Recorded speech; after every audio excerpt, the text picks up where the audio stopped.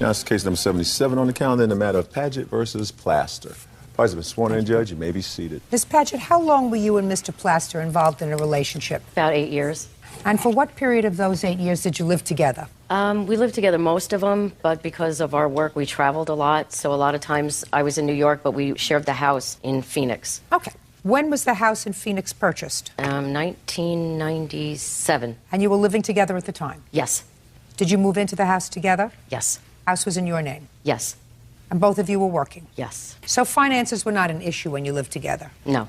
All right. This is your case, Ms. Paget. After this on-again, off-again relationship, it was on for 8 years and then it was off for a while. And then the two of you, according to what I read, tried to rekindle the relationship, and you had sold a house. Yes. And Mr. Plaster took an apartment. According to you, you didn't want to be bothered with paying half of the rent monthly, so that you prepaid the entire year of 14 months lease to Mr. Plaster so that you didn't have to be bothered. Exactly.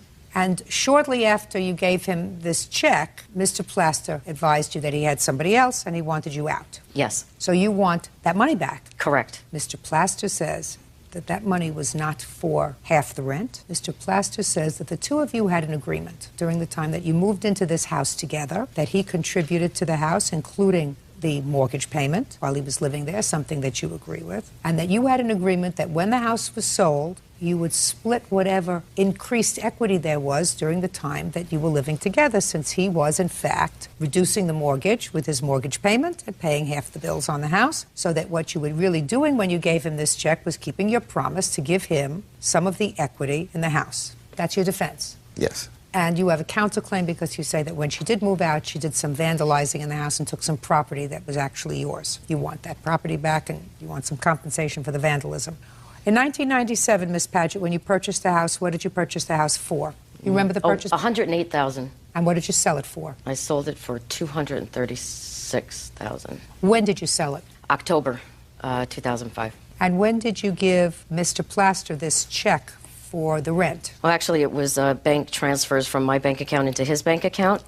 When we decided to rent this apartment, and just tell me, what date did you give him the check? I deposited money on 10/11 05 for $6,000, and then on 10/24 for another $1,000. Also in October of 2005. Is that correct? Yes. Now, I assume that when you lived together for these 8 years, you had some sort of a discussion about what was going to happen with the equity in the house. Absolutely. And what was the discussion? Exactly right, as you said. However, the important part of that story that was left out was that he moved out of the house in January 2005. Had he stayed with me till October 2005, I probably would have honored that agreement. But at the time when he moved out to move in with a friend of his, I asked him, because he was already living in another bedroom, and I had asked him to please stay on as a roommate, help me sell the house. I didn't have a job at the time. You know, you're putting me in dire straits if you move out. Stay with me. Let's get the house sold. Your daughter's getting married. We can take care of this. I said, if you leave, you're not getting nothing because you're leaving me in dire straits, and I have to maintain the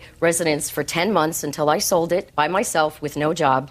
I had to get roommates to help me, organize. Well, I understand your problem, Ms. Paget. However, you cannot unilaterally change a contract, which is what you told me you had. You had a contract with Mr. Plaster that seems perfectly reasonable to me, that since the two of you had a financial arrangement where each of you was contributing to this household and reducing the mortgage, you were living together as a family, it is perfectly reasonable to have had the contract that you acknowledged that you had, that when and if the house was sold, you would give him, because he had been paying into the house, a portion of the profit from the house. Yes. Perfectly reasonable. Yes. Now, the fact that he decided to move out and you said to him, if you move out, I'm not going to honor that contract, doesn't mean that that happens. Unless he says, well, fine, I'm moving out anyway, and I agree that you don't have to honor the contract. But that's not what happened. That is what happened. No. No, that's not what you told me. No, that you is what told me. happened. Now, listen to me. What you told me was, you said to him, if you move out, right, I'm not going to honor our agreement. And he agreed. You said he moved out anyway. Right.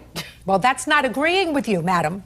He just left. That's not saying I agree that you don't have to honor the contract. He just says, I'm leaving anyway. So while he does not have a counterclaim for that, I am finding that the money that you gave him was for the contract that you had with him for the 8 years that you lived together in this house that you sold for a substantial profit. You more than doubled your money. He paid down the mortgage, and he should be entitled to a portion of that. So, has he sued you on the contract that you had to give him half the profits of the house? No. Well, he should. Because it was agreed that we didn't. No. Listen to me.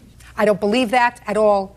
And I'm telling you that if he doesn't sue you for half the profits on the house, consider yourself really lucky that I'm speaking. Consider yourself, Miss Paget, really lucky. Because if he sued you in a court where I was sitting, that had a much higher jurisdiction than the $5,000 I have, I would find that you had a contract with him that he fulfilled by contributing to the house for the 8 years that you lived together, and that you cannot unilaterally breach that contract because you didn't want him to leave and leave you in the lurch for 10 months. I might do something equitable, like cutting 10 months' worth of the mortgage payments out and carving that out of his share of the profits. But I'm telling you right now, for the $6,000 that you gave him, you got away with a bargain. I wouldn't complain. Now I'm going to hear your counterclaim. Go ahead. This is a case of a woman scorn. Listen, don't tell me what it's about, sir.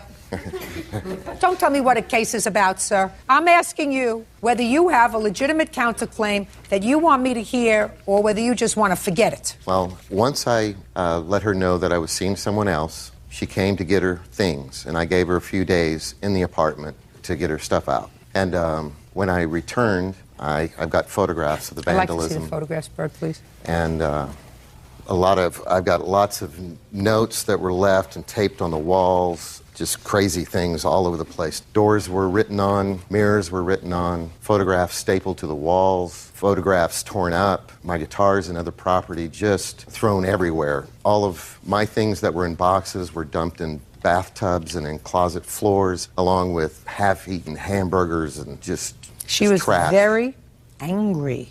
She was very angry. How much did it cost you to clean it up? It was very difficult to clean it up. My question was, I saw the picture, sir. How much did it cost you to clean up the apartment? Nothing. Just my own time. So it took your time. Show these photographs to the plaintiff, please. Mr. Plaster, just for my own information, sir, why did you allow Miss Paget to move her things into the apartment if you were seeing someone else? I started seeing someone else after her things were in the apartment. Not before? Correct. We moved into the apartment, but she moved to New Jersey, so she only stayed a few days in the apartment at all. Well, she was sort of hoping that things would work out between you, I assume, which is why she moved her things into the apartment. She didn't move into the apartment for storage purposes. Why'd you trash the apartment? Because he just didn't face me. And I just would like to say something about the mortgage. He did not contribute to the mortgage every month. Miss Paget. He didn't. Paget, I got the information from the two of you before I started to hear your case. And that was the two of you lived together peacefully for 8 years. You seem like an intelligent woman. You both worked. According to the both of you, each of you contributed to the running of the household, and that money was never an issue. And being an intelligent woman, myself, I have to assume that if he wasn't paying his fair share of the house, you wouldn't have kept him around for 8 years. What I'm telling you is the law says just because you say the agreement is over doesn't make it over. But he moved out. I don't care whether he moved out. Miss Paget, I'm going to try one more time, and then I'm not going to hear any more from you.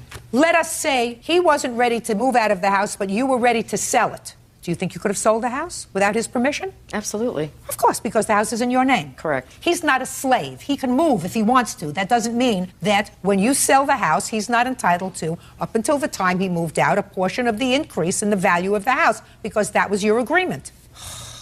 Now, you have no right to do what you did here, and he has to be compensated for that, even his time. I paid for the security deposit on the apartment and all the first month's rent. No, just a second. In addition to the $6,000 that you gave him, you wrote a check right out to the landlord? Yes. Is that correct? Yes. How much? Well, the monthly rent was $1,100 and something So a it was month. at least $1,100. So it was at least $1,100 Okay, plus now security deposit was. Shh. Is that in addition to the $6,000? Yes. Well, then, sir, you can use that $1,100, but you're going to get back to clean up the apartment. Do you understand? Yes. Good. Thank you very much. It's over. Goodbye. Parties are You excused. split the rent. Well, we first on the agreement was just me and Adam, and then when he said she was moving in, I even asked her. I said, "Well, we need to split it." Well, I'm working at Myers right now. She did not ask Shh, me that. don't speak. She said, Just a minute. Just ask me. You split it 2 ways? Mm-hmm. Okay. She has a counterclaim that I'll get to in a minute. Okay. It is your claim that Miss Klein damaged your car while backing out of the driveway. Yep. And you want her to pay for the damage to your car. Yes, That's I what do. your lawsuit is about, $1,700. Miss Klein says you shouldn't have blocked her car. And that was your habit. So she nicked it a little bit, and she's sorry, right? You can't hit her car. You're right, but I went up there and asked her 3 times to move her car. What date was that? I do believe it was the 16th of April. Of what? Of March. So right before you all went your own way. Yep. Why didn't you move the car? She did not ask me to move the car. Adam asked me if I would clean the room while he's at work, so I was in the room cleaning with the music on. And she never entered the room and asked me to move my car. And I knocked on the door. No, she did every not. time and said, I need to go take kids to school. I need you to move your car. She didn't come out of the room. Who were you going to take to school? I have a daycare, so I had to take the kids to school. So she didn't move the car, so you hit it. Yep, well, I tried backing out myself, and then I hit it, and then I went upstairs, and I told her about it, and I said, I gotta go take kids to school, so when I come back, I'll give you my insurance. I come back, and she's gone. So then I go back to work. About 20 minutes later, I come back to see if she's there, and the police are there. So she left and came back, and then I gave her all my insurance and all that stuff. So what happened with the insurance? I called my dad and asked him. He called the insurance agency, and they said because it was on private property that they will not do anything. Well, that's not true. That's baloney. Let me see a letter from the insurance company. I didn't get one, Your Honor. Well, you should have one, my dear. You can't rely on your dad. Shouldn't have blocked her. The car was not blocked. Well, clearly, it was more difficult to get out. That's not Yeah, true. That's not right. Well, if she hit your car, she of necessity had to hit your car She with did her it on car. purpose. Listen to me! When my mouth starts to move, yours doesn't. Okay. Nobody with half a brain uses their own car, which might very well be damaged if she hit her car I have with pictures your of my car. car. That's just stupid, and she's not stupid. The only thing she was stupid about is letting you live in this apartment for all those months rent-free and splitting the rent because you didn't have a job that paid you enough. You didn't have a job that paid you enough to pay rent, live at home. And if your boyfriend wanted to sleep with you, then he should have paid 2/3 and she paid 1/3. You got it? Got it. She doesn't have to pay for you the pleasure that you had to spending the night with her. She had people spend the night also, Your Honor. It We're wasn't not just me talking over. about spending the night. We're talking about... She would have boys come and stay for months at a time. Listen to me. We're not talking about spending the night. We're talking about living there. So, what you have to do is you have to call her insurance company. She's already acknowledged she hit your car. She had no right to hit your car, and our insurance company will pay for it. Easy. Now, let's get to your counterclaim. Unpaid rent. You had no agreement with her to pay rent. Forget the rent, okay? Bills. You should have had an agreement. You didn't have an agreement. Damage to and return and value of property. Now I'll hear that. Go. Okay. I have some letters from some witnesses on some of these I don't things. take letters from... listen to me. I don't take letters from witnesses. That's hearsay. Okay. What she did couple times, she's hid my keys. So he had to take me to work one morning because my keys just came up missing, even though I put them on the table every day. When they moved out, I cleaned my whole house top to bottom, and I couldn't find them. Moved all my furniture, they're gone. And my contact case, one morning I woke up and I stuck my contact in my eye. It had alcohol in my contact case. So I had to go and order new contacts because my contacts were ruined because they were soaking alcohol. I got the police report on that. And then also, the day that they moved out, I went to the bank, came back, took my class ring and my ring off, put it on a little jewelry box that I have in the closet, and I come back about 2 or 3 hours later and it's gone. Them two are the only ones in the house. And I asked her, she didn't know what I was talking about. Well, my rings were there when I left. I come back and they're gone. And how many people were in the house when you were gone? When I left, it was just her and Adam. How do you know that there weren't other Because people? my I'm boyfriend- speaking. How do you know that there weren't other people in the house moving them out? Because my boyfriend was there for So your about boyfriend, half an just a hour. second. So your boyfriend was there. For just a few minutes after I left. So your boyfriend was there. Yeah. Who was with your boyfriend? Nobody. So now we know of 3 people that were in the house when you weren't there, right? Right. But your boyfriend was there, maybe with other people. Never works out when 2 people live together and there are boyfriends and girlfriends. You damaged her car. You have to take responsibility for that. You have full insurance on your car, and you've given her your insurance? Fine. You have to use that. Okay. She has acknowledged responsibility. Hitting your car, it was a stationary vehicle. There's no question of fault. Her insurance company has to pay for it. And if they don't, and you have proof that for some reason they decline coverage, well, you can come back. But before you come to court just to get even a little bit, what you have to do is you have to go through the procedure so that you don't bother the judge. Do you understand? Goodbye. Parties are excused. You may step out. Until New Year's when she... On the matter of Libera versus Warren. Parties have been sworn in, Your Honor. You may be seated, sirs. Have a seat. Mr. Libera, the defendant is your former girlfriend. That's right, Your Your Honor. complaint alleges that you went on a trip with her. She was supposed to pay for the trip. She did, in fact, pay for most of the trip. She paid for the airfare, correct? Yes. She paid for the hotel, Yes, Your Honor, that's correct. but there were certain incidentals. And for some reason she couldn't use her credit card. She, according to you, asked you if you would pay for those incidentals. You did, with the understanding that she would pay you back. She did not pay you back. That's right. And you want the incidentals paid. You want a totally free vacation. Yes, Your Honor, that's what... You want a totally free vacation. Yes, Your Honor, I do. You must be very entertaining, Mr. Libera. The defendant, on the other hand, says she paid for most of the vacation. Those incidentals were yours, and she never made an agreement to pay you back for those incidentals. She paid for, I don't know, 3/4 of the vacation, a quarter is yours, and you weren't that much fun. You didn't say that. I just threw that in to make you feel better. Now, you have a counterclaim. Your counterclaim says that he stole property from your apartment. Yes. Items that didn't belong to him. So you're going to tell me about that. All right. When did you take this vacation, Mr. Libera? We took it July 4th through the 7th, I believe, or the 3rd through the 7th. And where did you go? We went to Key West. How long had you and Miss Warren been together? Not very long, a month or two, something like that, Your Honor. Okay, so tell me how it came about, sir, that Miss Warren was paying for this vacation. Well, Amy Warren... No, just listen to me. Put the papers down, and I want you to look at me. Focus on me, Mr. Libera. All right. Amy, when I first met her, she presented herself as an heiress to this huge, medical conglomerate fortune. She said she had a multi-million-dollar trust fund, and pretty much from the beginning of our relationship, it was like she was going to pamper me, and I felt like I had won the lottery or something. And the trip was her idea. She said that she wanted to take me down there. She was going to pay for the trip, and that's why the trip was to be free. Actually, she said that her dad was going to pay for it, in fact. She booked it in advance. She went through Expedia, paid for the airfare, the hotel. How much was the airfare? Over $3,000. For both of you? Right, that's right. And did you stay in a nice hotel? Yes, we stayed at the Hyatt, Your Honor. Did you have a nice room? Absolutely. How much was the hotel? The entire trip totaled $22.86. $22.86 for the hotel? For the hotel, airfare, it was all included. That's not true, Your Honor. Oh, so you mean it was more? Yes. You think it was more? That's not helping you particularly, Well, Mr. Libera. But if you no, want to tell me it was well- more, if you want to tell me it was more than $22.86, I buy it. Is it more? How much more? Just the airfare and hotel alone was over $3,000, and I got that information from a man named John from Expedia. Fine. So you're saying it was $3,000? Right. I don't think she's lying. I mean, it's just one more lie among many. I'm going to forget that you said that for a moment because I'm sure you're not going to do that again, right? Yes, Your Honor.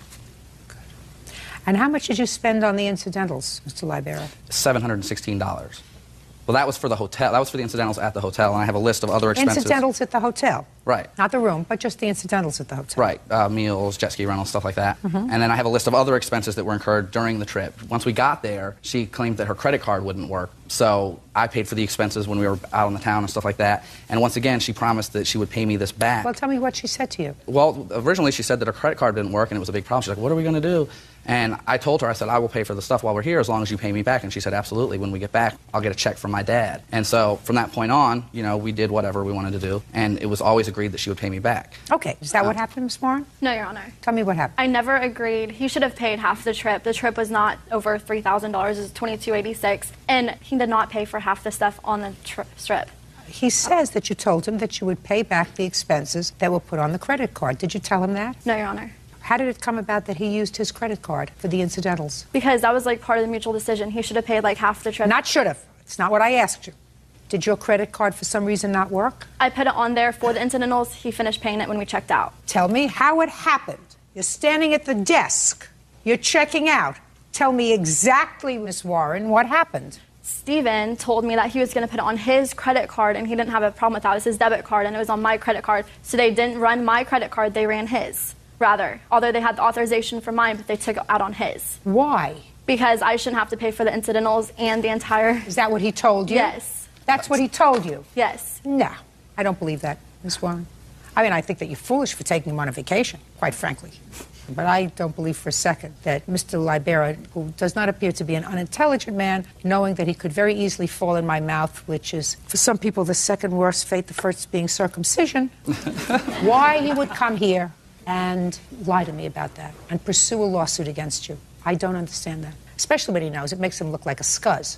Some woman taking him away on vacation and, the couple of incidental dinners after he got flown there and he got a hotel, why he would humiliate himself to come here unless he really thought he was right. You wouldn't do that, would you, sir? Absolutely not, Your Honor. I didn't think so. I've got witnesses here, too, that we talked about this after the trip was over. We discussed how much money that she owed me and she was going to pay me back, and she acknowledged, and they were present for it. There was no question that she owed me this money. Tell me your name. David Morrow. How do you know these people? I'm mutual friends with both of them. Okay, so tell me what you heard her say to him about the incidentals from this trip. She was always insistent that she would pay him No, back. don't tell me what Okay. you heard. I heard her on the phone with him and with her father stating that she would actually get a check for the incidentals Now and pay you them. heard him on the phone with her. If she's talking to him on the telephone, Yes, sir, ma'am. I don't believe that you're listening in on this telephone. I want to hear what Right. you heard her say. Okay. In her apartment, I heard her tell him that she would get on the phone and get the money as soon as possible to pay him back because he needed the money. Okay, but you didn't hear her say how much. No. Good. And you are? Freddie Coffey, and I'm a mutual friend of both. I actually met Amy a couple days before I met Steve. Okay, go ahead. My girlfriend and I went out to dinner with them, and Amy did actually say that she was going to wire transfer $2,000 into Steve's account to cover the expenses for the incidentals, to cover the overdraft fees that happened on his account because of those expenses, and to also for paint and things like that that we used to when she moved into her To fix apartment up her to apartment. help her out and move into her apartment. So she was going to wire $2,000 in to cover various things, including incidentals. Yes, Your Honor. Stuff that was purchased for the apartment. Is that right? Yes, that's correct. Very good. But you didn't hear a specific amount that she said. Put your hand down, sir. I asked you the question. I asked it twice. Got it? You didn't hear her indicate the specific amount of that $2,000 that was allocated towards the incidentals. No, not allocated towards the incidentals. Sit down. $716, incidentals. Because you're not totally a scuzzy, are you? No. Good. Judge Judy continues in a moment. He told me he stole everything out of my apartment. Sure enough, he did. Food, trash can, shower curtain, everything was gone. So he admitted to me. And later today, So you said some vile things to Miss Atkins, and who kicked you out of the party? I guess it was the owner of the house. Did that make you feel better? Not really.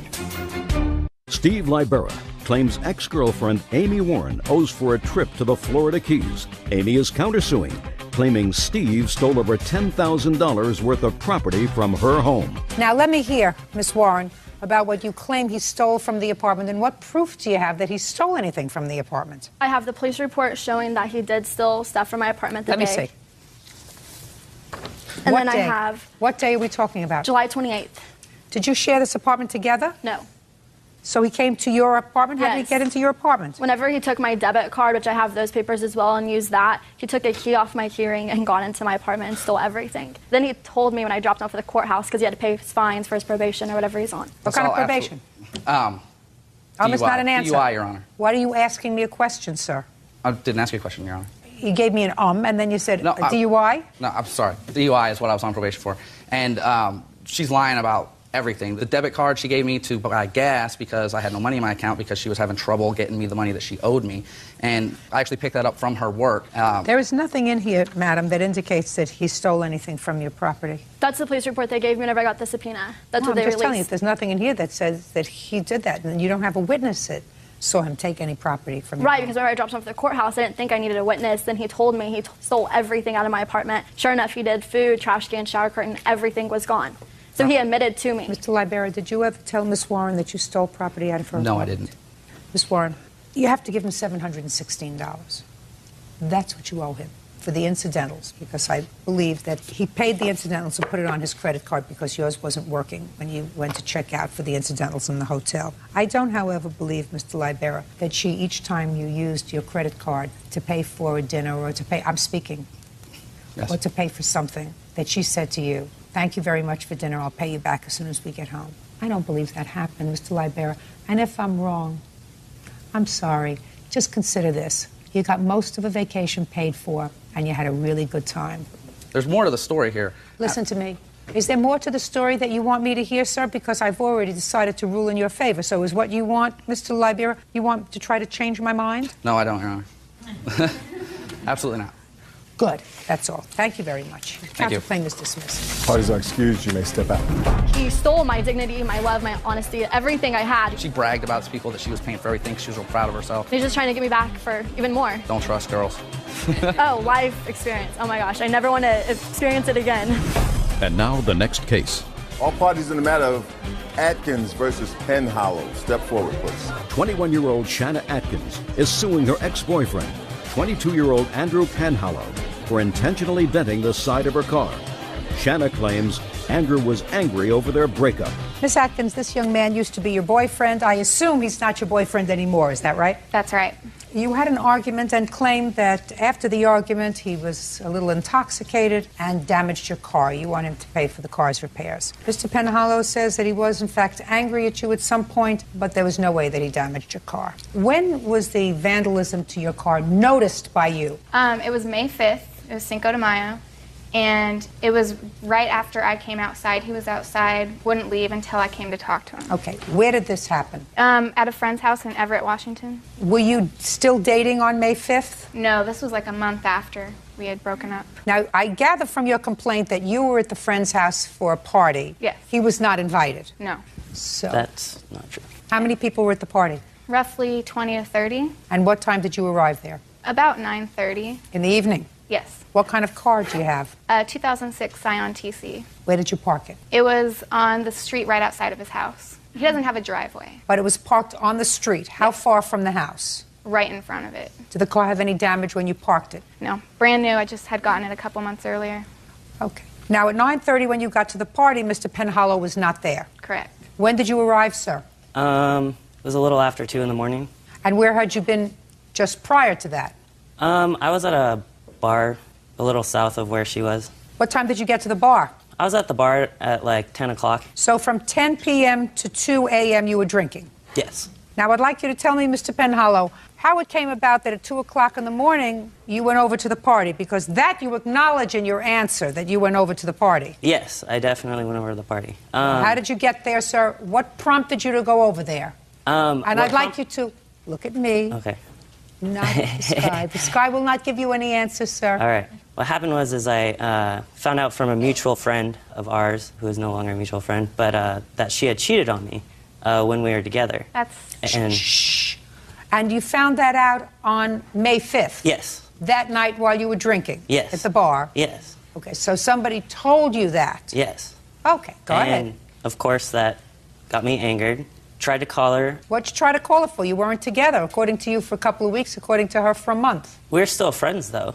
We were talking about almost every day. And so I found out where the party was, because I was invited earlier that night, until I had said something earlier when we talked to make her mad. Well, what did you say? I don't know. Some smart aleck comment. Do you remember? He called just belligerent, just angry, for no apparent reason. He had done this many times You before. mean he called before 10 o'clock that night, before he left? I don't know if it was before 10 o'clock. I think it was after I had been there for a couple hours. And So he called you from the bar? From his cell phone. I didn't From know his he cell was phone. at Well, the he was bar. at the bar Yeah. from 10 to 2. You got to the party at 9:30, so in all Yeah. probability he was drinking and commiserating with himself about how badly he felt that you were no longer together.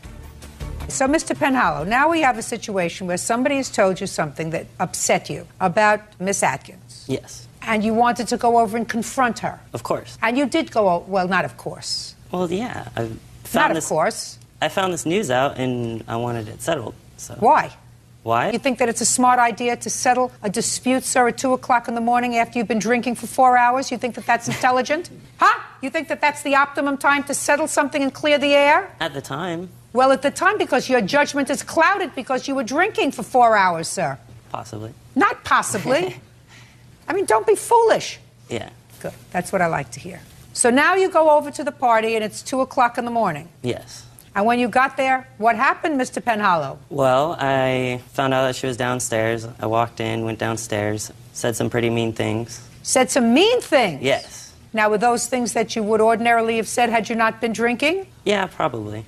I was So that you- mad. So that you were angry as usual, but clouded judgment impaired by alcohol. Yes. Wonderful. So, I ended up getting kicked out of the party. Okay, so you said some vile things to Yeah. Miss Atkins in front of her friends, and who kicked you out of the party? I guess it was the owner of the house. I don't know. Did that make you feel better? Not really. Well, let me just a second. So now you're not feeling better than you were when you arrived because you didn't get it all out of your system because you got kicked out of the party. Yeah. Who went over with you to the party? No. Oh, is not an answer. No one. And how did you get there? I took my roommate's car. So you drove drunk? Yes. Okay. Did your roommate give you permission to take his car? She did. She did? Yeah. Where was she? Was she also drinking with you at the bar? Yes. And you said, give me the keys to your car, and she said, okay. Yes. Another genius. Hmm. So where did you go, sir? Where did I go? I went to the party. And then you got kicked out. And Yeah. what happened? I got kicked out, and I was outside. And What were you doing outside? I was waiting because I was talking to the person on the other side of the fence because I wanted to talk to her. And so they finally came out, and I left. Who finally came out? She did, and she was all upset, and they're like, we don't want to talk to you. We don't, So I just basically gave them the finger and left. Now, do you have photographs of your car? Yes. I'd like to see them. Do you have any witnesses who saw him around your car? Yes. My friend That would be Christiane. this gentleman's right over here. Step up, sir. Tell me your name. My name is Krishnil Lingam. You were at the party that night? Yes, Your Honor. Well, tell me what you saw. Well, as I got out of the house, I went outside, and then I looked outside, and he was across the fence, and then he told me to call Shan outside, and then told me that he damaged her car. He told you? Yeah. What did he say? He said that I put a dent on her car. Okay. Who do you think dented her car, Mr. Penhollow? I have no idea. What do you do for a living, Mr. Penhollow? I'm a barista. A what? A barista. What is that? Coffee. I make coffee. Is that what they call it? A barista? So I understand. What? So I understand. Did you know that before? A barista? Yeah. I do crosswords. I do crosswords. I know.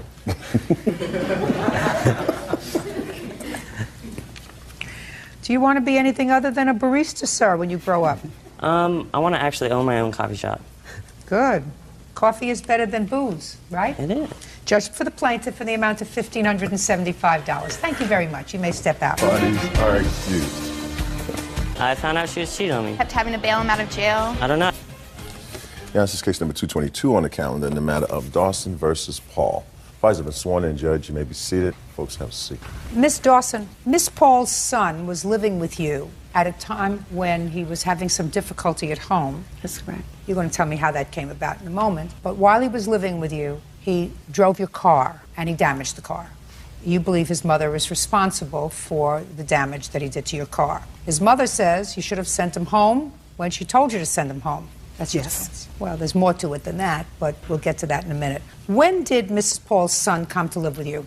It was toward the end of April 2006. Tell me how that came about. He just showed up at my house one night, and it was probably... Is he a friend of one of your children's? He's a friend of my granddaughter's, Ashley. It was about 11:30 that evening, and he just showed up unexpectedly, told me that he had been put out of his home, he had no place to go. Could he please spend the night with me? I was pretty reluctant, but I said, you know, what happened? And he told me that there was a big fight at home, and he had just been put out. Did you call his mother? I didn't. You should have. I didn't have his mom's number. Did you ask him for his mother's number? You know, actually, I didn't. Well, but that would have been the right thing to do. How old is he? He's 17. He was 17, so he's a minor. So before you take a minor's word as to what has happened that causes him to come to your house 11:30, I would just have, for future reference, and for those of you out there in cyberspace, you call the mother and you say, what happened? And he's here. Don't worry about him. If you have no objection, I'll let him spend the night here, but he's safe. So you let him spend the night. Go ahead. I did, and I immediately called SAC PD, who advised me, and it was my intention anyway, to call CPS. So that's what I did. The emergency CPS worker told me that I would receive a call the following day, and I did receive a call the following day. Explained the circumstances to the CPS worker. She advised me that she would be contacting his mother, and she would get back in touch with me. Okay, now that was April. Until what date did he live with you? Sometime in May. Beginning, middle? I think it was toward the middle. So he stayed with you for about 2 weeks? A little over 2 weeks, maybe about 3. And had you been in touch with his mother during that period of time? I had not been in touch with his mother. At all? Not at all. So she never spoke to you directly or indirectly? Actually, the only time I spoke with her was when we were on a 3-way conversation with an officer from the Missing Persons Bureau in Sacramento. At that time, did she tell you to send him home? The officer? No, Yeah. his mother. Yes, I was always willing to send him home. No, did she tell you she wanted him home? She did, I believe, at that time. Okay. And he did not go home? I was having a problem getting him out of my house. Fine. When was the accident with your car? May 7th. Tell me about that. I received a phone call from my daughter. She was moving and she needed help, and she asked us to come over and help her. In fact, I believe she had told Ajan that if he helped, she would pay him like $100. Is that you? Yes, ma'am. Go ahead. And so we were packing and moving things in and out of the truck and going from the old apartment to the new apartment. So, I understand. Go ahead. Okay. So, somewhere around 2 in the afternoon, we left the old apartment. We took a load over to the new apartment, dropped everything off. And when I got back to my daughter's, my car had been damaged. I was very upset. Ajon happened to be standing outside at the time, and I said, well, what happened to my car? And he said, I'm sorry. And I said, what happened to my? I was hysterical. And he said, I'm sorry. And I said, what do you mean you're sorry? He said, I'm sorry, I damaged your car. I wrecked your car. Where were the keys to the car? They were in my purse inside the apartment. You mean you left your pocketbook inside the apartment when you went over to your daughter's house? Well, to we the new all apartment? did. So what you're telling me is he went to your purse, took out the keys to your car, and got into your car for some reason. Yes, he did. Is that what happened, sir? No, ma'am. Want to stand up? Tell me what happened? Doesn't sound right to me. I was helping them move, and when me and Miss Eleanor had pulled back up to the old apartment to add another load of stuff, she needed her car moved so we could move the U-Haul in. So then I asked her, did she need some help? So she handed me the keys, so I got in the car and I backed up too fast into the wall. Not true.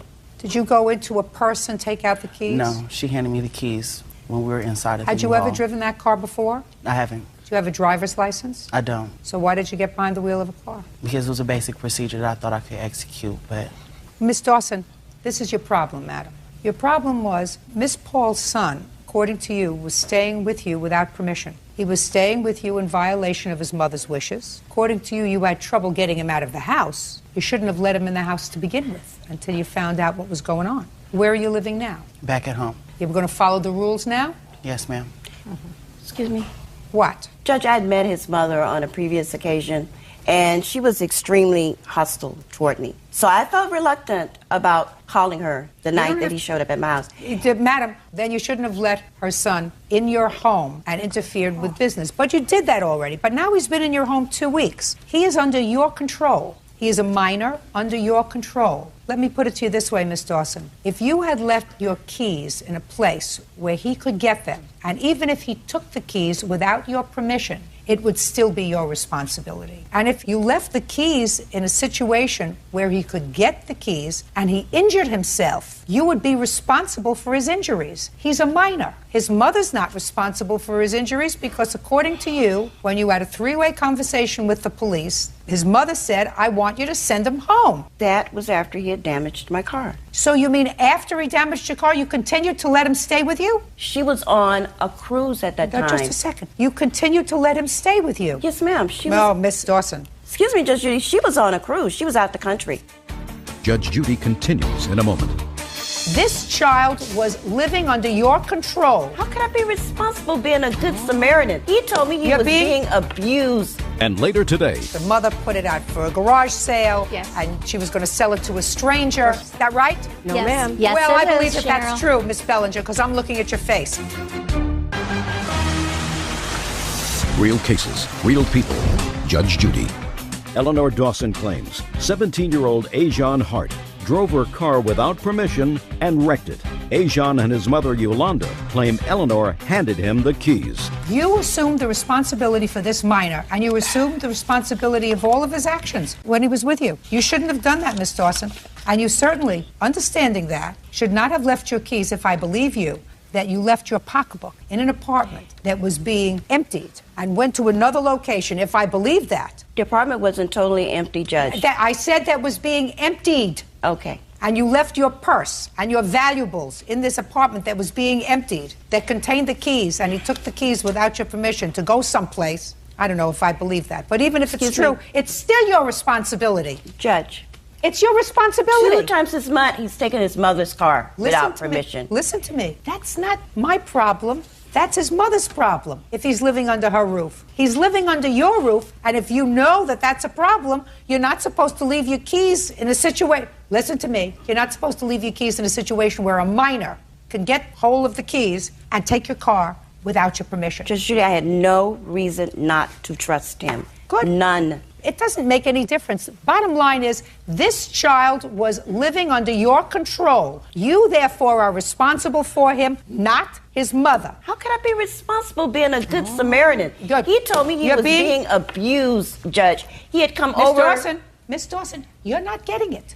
You don't have a legal leg to stand on because you were standing in lieu of a parent when you assumed that responsibility. And it's your responsibility to see to it that he doesn't do anything wrong and that he doesn't get hurt. If he's hurt while he's living in your home, it's your responsibility, not his mother's. And if he causes damage to property while he's living in your home, especially without his mother's permission, it's your responsibility, Miss Dawson. I know you don't like the answer, but your case is dismissed. That's all. Parties are excused. You may step out. He was just refusing to go back home. He said he was being abused. My son being abused, those allegations are unfounded. It is not true. I did everything I was supposed to do. I called CPS, I called the police. Like I said, the allegations were unfounded. It just doesn't pay to be a good Samaritan and try to help people out. It just doesn't pay. I really am sorry for what I did to Miss Eleanor's car. And now the next case. All parties in the matter of Bellinger Nicoletti versus Nicoletti. Step forward. Cheryl Bellinger and her daughter, Lauren Nicoletti, claim Lauren's grandmother, Louise Nicoletti, owes for the return of Lauren's high school diploma, her baptismal gown, and several savings bonds. Miss Bellinger, this lady is your former mother-in-law. Was this your former husband? Yes, ma'am. And this is your daughter? Yes, ma'am. Who is how old? 20. According to your complaint, I gather when you and your former husband were divorced some 15 years ago, your daughter was in the physical custody of her father, who lived with his mother, so that it was really your grandmother and your father who raised you. Is that a fair statement? Yes. Was your grandmother good to you for the 15 years you lived with her? Yes. Did she love you? Yes. When did you leave her home? March of this year. And why did you leave her home, Lauren? Because I was sick of being questioned, the 50 questions. About what? About who I'm with, where I'm going. You mean your social life? Yes. You felt that they were too intrusive into your social life? Yes. While you were living with your father and your grandmother, did you see your mother? No. Okay. Now, Lauren, I'm going to ask you to sit down. Okay. Okay? It is your claim, Miss Bellinger, that the defendant has property that belongs to your daughter. I assume that the reason you're suing on her behalf is that there is some allegation that she needs some help in certain academic areas. Is that right? Yes, ma'am. Okay. Now, during the time that your daughter was with her grandmother, were you under a child support order? Yes, ma'am.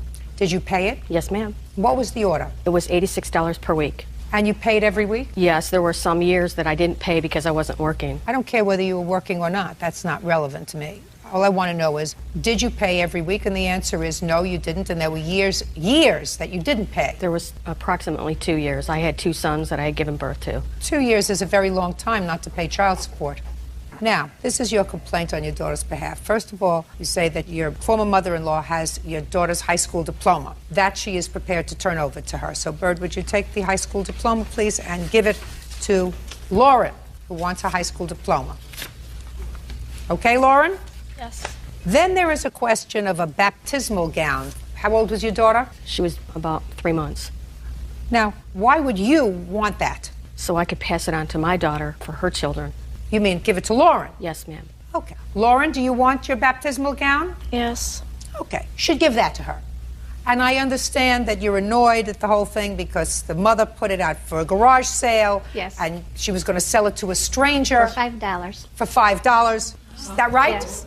No, Yes. ma'am. Yes, well, I it believe is, that that's Cheryl. true, Miss Bellinger, because I'm looking at your face, and I believe that that's true, that you were going to sell it, and they retrieved it. At this point, it's important to your daughter. Is that what you want, Lauren? You're going to take care of it? Yes. If we give it to you? Okay. Your grandmother is going to give that to you. Okay? Okay, I will. Perfect.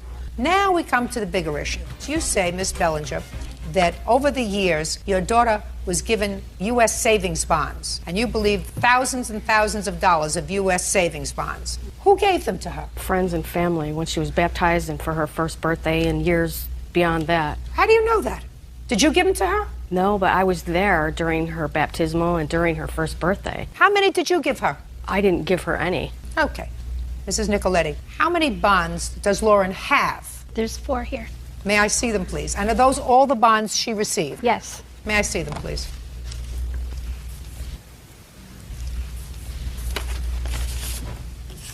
I see 3. Oh, I'm sorry. 2 are in my social security number, and 1 is in Lauren's social security number. Do you remember who these were from? No, I don't. They were gifts. Mm-hmm. Okay. Lauren, I'm going to ask you to stand up now just for a second. I just have a couple of questions. Okay. Tell me why you want your bonds now. There is some $600 worth of bonds. Some of them have accumulated even more interest, not $5,000 worth of bonds. Tell me why you want the money now. Because I need to get a car to get back and forth to work. Okay, good. Your grandmother indicated to me that she would love to be able to give this money to you if it was going to be used for you. It is. It's going to be used so I get a car. Great. That being the case, Miss Nicoletti, do you have any problem with your granddaughter having these bonds? She called me a couple of weeks ago and said she wanted the bonds to buy her a car for $300. And I said, you get a car for $300, you're going to have to put a lot of maintenance work into it. That's true. And she never answered my question when I asked her if she had a driver's license because her mother was telling her, get off the phone, hang up on her. Well, so I don't even know if she has a license. Lauren, do you have a driver's license? No, I have a permit from New York. When do you think that you're going to get your driver's license? As soon as I get back home. Would you mind if I did this? Listen to me carefully. Would you mind if I let your grandmother keep these bonds until you get your driver's license? It's probably going to be like 2 days after I get back. Perfect. She's going to send them to you. Now, I also think, Miss Bellinger, that since you did not pay child support for years, that instead of having your daughter spend $600 on a car, you ought to buy her a nice car and maybe just use this money as a down payment. Because clearly your former husband and his mother took care of a responsibility that was at least partially yours that you didn't take care of. And now that your daughter's 20 and she's living with you, it would seem to me that you would want to pick up the slack that you hadn't for 15 years and help her buy a car for more than $300 that won't give her any trouble. Do we understand each other? Yes, ma'am. Yes, sir. She's exactly $7,282.71 behind. And, In arrears. In arrears. Okay. Now, the fact, Miss Bellinger, that you had 2 other children, Yes, ma'am. I'll say to you what I would say to any man that stood in your place. You had 2 other children, fully understanding that you had a prior responsibility. Your prior responsibility was this child. And if you chose to have 2 other children, you should have had enough money and resources to support all 3 of your children. My husband that I was married to when I had my 2 sons refused to let me work. Then you shouldn't have married him. Then you shouldn't have married him. Just because you are a woman does not separate you from the law. And the law would not permit that as an excuse for a man who decided to get married and have other children and say to his new wife, you can't work, so I can't take care of my first responsibility, and it doesn't relieve you of that responsibility either. Your Honor? So, just a second. I don't need any help from you. Okay. I don't need any help from you. I'm returning these bonds to you as soon as Lauren mails you a copy of her driver's license. Got it, Lauren? Yes. You're going to send her these bonds because that's what she wants to use the money for, to buy a car. But first she should have a driver's license. Yes. You agree? Yes, I do. Your Honor, what? Can I say something? Yes. Lauren can't use my car to get a license because I drive a stick shift. She has to drive an automatic, and this is why she wanted to purchase a car prior She to her cannot getting purchase a car without a driver's license, a valid driver's license. And if you think that I am going to permit her to purchase a car in your name because you have a valid driver's license, you're crazy. I did it. Give them back to her, please. I did it for my stepdaughter. Listen, you may have done it for your stepdaughter, and you may have done it for your 2 sons. You've done very little for your daughter, so I would suggest of the $7,000 that they're not going to see of your back child support, purchase a car for your daughter. That's all. By the judge, they step out. All the vindictiveness back and forth, and I'm tired of it. We have not been vindictive. I've been divorced for him for... Maker, President sworn in, Judge. You may be seated. Ma'am, have a seat, please. Mr. Bolden, the defendant was your girlfriend at one time. Yes. About 9 years ago. Yes. And you have a child together, a boy. You have been legally declared the father of that child. Is that Yes. right? In a court. Yes. You had taken a paternity test when he was born, and the paternity test established that you are, in fact, the child's father. Right. Recently, you began to have certain reservations about that because you say he doesn't look like you. Right. So you wanted to have another paternity test. Yes. According to you, Ms. Maker agreed to take another paternity test. You made the arrangements and she didn't show up, so you want to be reimbursed for the test. Ms. Maker said, I never agreed to take another paternity test. My son is 9 years old. He doesn't have a relationship with his father. His father is really losing out. She doesn't have to be told twice that you're the child's father. You are his father. That's what the case is about. You want the money back that you put down for the paternity test, for the second test, which is $630. So before we move on, Mr. Bolden, who is this? That's my girlfriend. What possible information could she have with regard to this case? Well, she's just here to back me up, saying that, I have papers right here saying where she signed to take this paternity test. So what evidence? She's just here with me really for support. That's very stupid on your part to bring her here for no reason. I'm just telling you. She's just an irritant. Well, I'm here. Mr. Bolden. So let's move back. Can I see the results of the first paternity test that you took?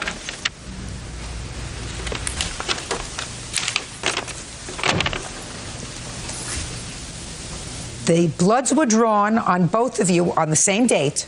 Were you present together when the bloods were drawn? Yes. And the child's blood was taken the same time? Yes. And according to this paternity test, sir, there is a 99.85 probability that you are the father of this child. Your Honor, where we're from, I've been hearing reports that, it's been tampering with tests, so I figured I'd take another chance with it. You know what I mean? Waited 8 years. Just a second. 8 years. The defendant, she didn't tell me she was pregnant until she was 8 months along. You're lying. No. Listen to me. I don't want to hear that. Well, he's telling a lie. Listen to me. Listen to me, Mr. Bolden. You may, and I assume that you don't have a relationship with this boy. Is that right? No, he doesn't. No. That's why I want to get this all out in the open. Oh, just a second. It's all out in the open, sir. You have an order of affiliation and you have an order of support. And you have a blood test that was done by a laboratory that the courts in your jurisdiction has deemed an appropriate facility for taking and drawing blood. 99.85. I suggest, sir, that you have to move on. You're going to pay support for this boy until he is 18 years old. And if you choose not to have a relationship with him, that's your loss and his loss. Now, when did she agree to take another test? March the 19th is the day she signed the paper. Let me see. Tell me about the conversation you had with her. Well, it was pretty brief. I went to her residence and told her I didn't think the child was mine. What made you think 8.5 years later, what woke up and, you got this bee in your bonnet 8.5 years later that the child wasn't yours? What happened? I always had my doubts. But what was it 8.5 years later? The child doesn't look like me. Not at all. Does it look like his mother? Doesn't even look like her. Just a second. Doesn't look like the mother either. Sick. No. You're being foolish, Mr. Bolden. Okay, so let me just understand. You went over there to her and you said to her, he doesn't look like me. I don't think he's mine. I want to take another blood test? Right. And she said, okay. Yes. Why would she agree 8.5 years later to take this test? Maybe she was sure, he was mine. No. Why would she agree to take the test? That's something that just doesn't make sense to me. Exactly. What makes sense to me is that she would be angry with you, that she would feel as if you have shortchanged this boy by not participating in his life for 8.5 years, that while she gets child support from you, she would have preferred a little bit more support in other areas, emotional support with the boy, which you haven't given her. So you want me to believe that you went over there and said, listen, I want to take another blood test, so I not only cut off all emotional support, which I haven't given you, but I'm going to cut off financial support too, if he's not mine. So I want you to sign this piece of paper, and she just went and signed the piece of paper. Is that what you want me to believe? First we went to the family court. I filed a petition. Oh, okay. So first you went for the family court, and and what happened? They denied me. The judge said... Oh, just a second. So you went to the family court, and you filed a petition that said, I really want another blood test because I don't think he's mine because he doesn't look like me. Right. And you brought her to court. Yes. When he served you with the papers to go to family court. And they sent me the notice of when the date was, and it was on March 2nd. Okay. Were you surprised to get it? Yes. Were you annoyed? Yeah, because I've been getting a lot of papers from him about crazy stuff. Judge Judy continues in a moment. You are frustrated and annoyed with him, right? Yes. You picked him. He can't help being stupid. You had a choice. And later today, When did this incident happen with your dad? May 18th. He told me to step outside and ask for the razor. Then he slapped me in the face twice, put the razor to my face, and that's when I jerked. Maker owes for a DNA test that never happened. Cardell says he arranged the test because Lisa's son looks nothing like him. Did you sign this piece of paper? Yes, because when we went to court that morning and we was leaving out of court and he says, Lisa, can we get more tests done? I says, no, I'm done with it. I said, I'm not doing anything. Only thing I need from you now is his insurance papers because he do pay medical insurance for him through his job. A couple days later, he comes to the house. Comes in, my son is in there. He never speaks, never says one word to my son, which he does it all the time, because he says that my son is not his. We had the test. I'm like, oh, well, if you want to sit up there and miss out, that's on you. I'm not worried about it. He says, here's the papers. I signed. I said, get out, because it didn't make sense for a grown man to walk in my house, not speak to that child or anything. He left. Lab court calls me.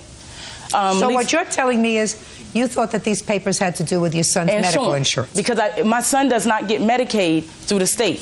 So when he leaves, lab court calls me.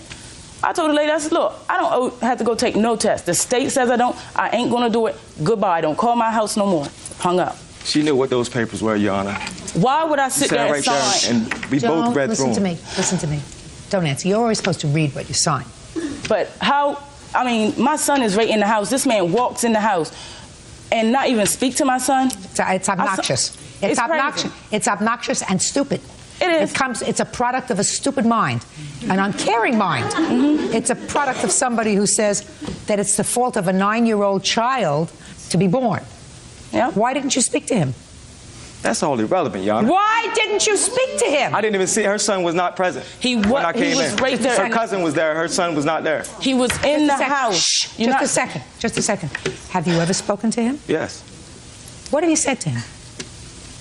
Hey, how you doing? I mean, I speak to him. He doesn't know who his dad is, so he's making my son the same way he is. But it's all going to change. Why not take the test? I don't have to I'm take not anything. listening to you. Goodbye. I don't have to take. Listen to me. You're in a court. I don't know where you think you are. So far, you're not losing, but you're irritating me. You are frustrated and annoyed with him, right? Yes. You picked him. You picked him to father your child. He can't help being stupid. You had a choice. You picked him. So I would suggest you keep your mouth shut. Right? Good. Your case is dismissed, sir. You don't wish to have a relationship with this child. That's your prerogative. You will support him until he's a majority. That's all.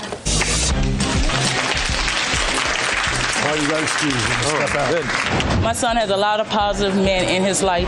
If he doesn't want to step up to the plate, he ain't got to. And now the next case. All parties in the matter of Young versus McIntyre step forward. 19-year-old student Quentin Young is suing his father, truck driver Robert McIntyre, for medical bills due to an assault. Quentin claims his father held a razor to his neck and slapped him twice. Quentin, this is your dad. Right. And it is your complaint that last year he assaulted you. Yes, ma'am. And you had some medical bills. Yes, ma'am. That he had promised to pay. Yes, ma'am. He didn't. You want him to pay the medical bills. Right. His father says that you were acting disrespectfully. Right. He slapped you. Yes, ma'am. And that's it. He put a razor to my face after he slapped me. Just a second. Okay. That's what he says. Okay. Your parents are divorced? Yes, ma'am. How long are they divorced? Ever since I was 4 and I'm 20 now. Who's this lady? My mom. She remarried? Yes, ma'am. Is your father remarried? Many times, ma'am. No, ma'am. When did this incident happen with your dad? May 18th of 2003. And you were living with your mom? Yes, ma'am. Where did it happen? It happened in the Oak Cliff area in Dallas, Texas, at his friend's house. What were you doing at his friend's house? We were supposed to take pictures that day. It was me, my father, my younger brother, and my other younger brother. My brother's right there. Tell me what happened. What happened was we went over to his friend's house. He had 4 outfits for all of us, which was me, my brother, my father, and my other little brother. I started to tear off the logo sign of the Dickies. He was trying to cut it off, man. Well, with a razor blade. I love the arts, and I like to make my own style of clothing. And he should have bought his own. Okay, so he bought 4 outfits. Right, right. So everybody would be dressed the same way. Right, yes. But he didn't buy them. Where did he get them? Well, my brother later told me that he stole them off his truck. What kind of truck? 18-wheeler truck, but he stole and he works, you know, so that's what he did. So you're taking the Dickie label off the pants. Yes, ma'am. And then what happened? He told me to step outside and ask for the razor. Then he slapped me in the face twice and put the razor to my face, and that's when I jerked away from him and started running. Well, did the razor cut you? It either cut you or it didn't. It didn't cut me. Okay, put your hand down. So he slapped you twice? Yes, ma'am. Well, you weren't injured from his slapping you, were you? Oh, yes, ma'am. Well, tell me about your injury. Well, I went to the hospital and they said... Why? Because I was hurt, Your Honor. Let me see the hospital report, please. Okay.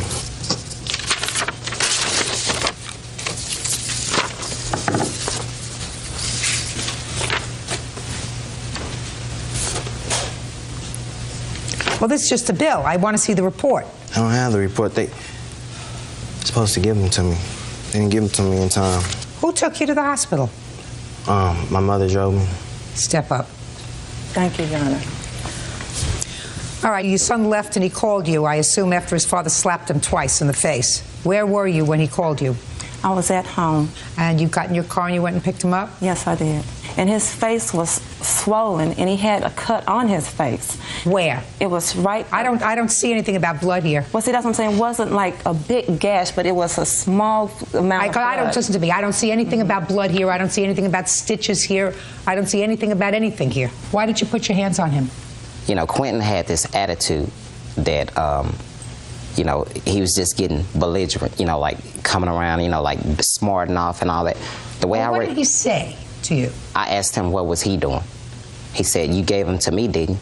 So by him being in front of my other kids, let's go outside. You know, I'm not gonna. Hey! See what I mean? Go ahead. When he goes outside, he like backs up and balls his hands up, and I'm like, Quentin, you know, I grabbed him around the neck. Then he acted like, you know, raised one of his hands up, and that's when I slapped him. Because he's in front of my other kids, and I'm not having it. Where I was raised at, ma'am, respect. You're absolutely right. You should respect your parents, and your parents shouldn't put their hands on you, especially if you're a grown-up. You don't put your hands on them. I understand. It's not a smart thing to do. You also don't overreact and take him to the hospital because he got slapped in the face. What? All right, does it say in the report, of his report, that I balled up my fist to... I don't care whether you did. I just told him he had no right to hit you. Okay, okay. I just told him he had no right to hit you. Shouldn't hit his child, especially a grown-up child. That's right. And if you did, you felt as if he disrespected you, and he didn't treat you in a fatherly way, and he didn't respect your art, and he didn't respect your individuality, and he didn't respect all that other thing. That's a lot of bull. He got 4 outfits to take a picture. You didn't like the outfit, suck it up, take the picture, and go home to your mama.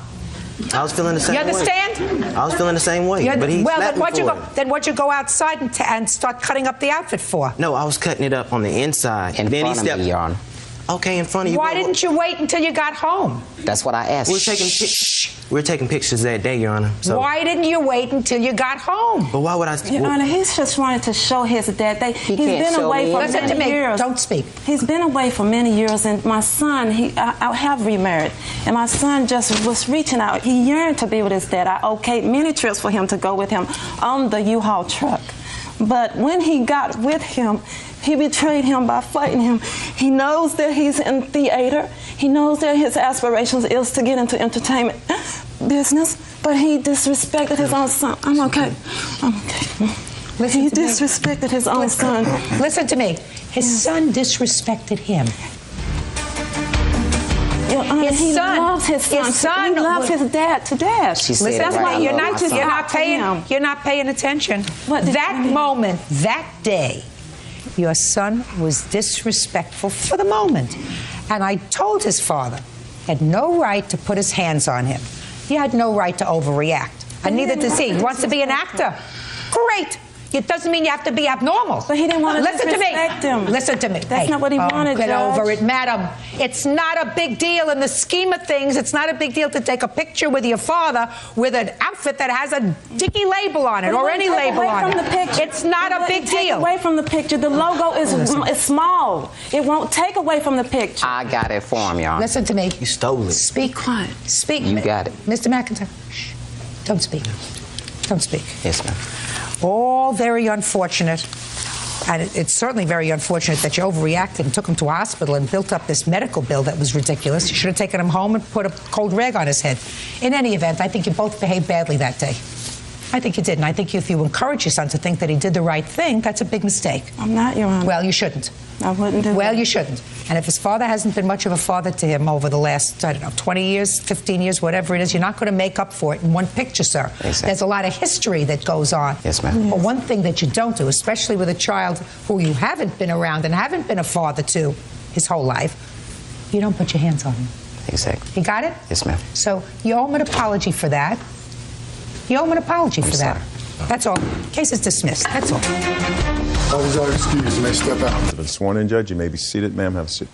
Miss Willis, you've been taking care of Miss Banchler's daughter for years. Yes. She first came to live with you because you were married to her father?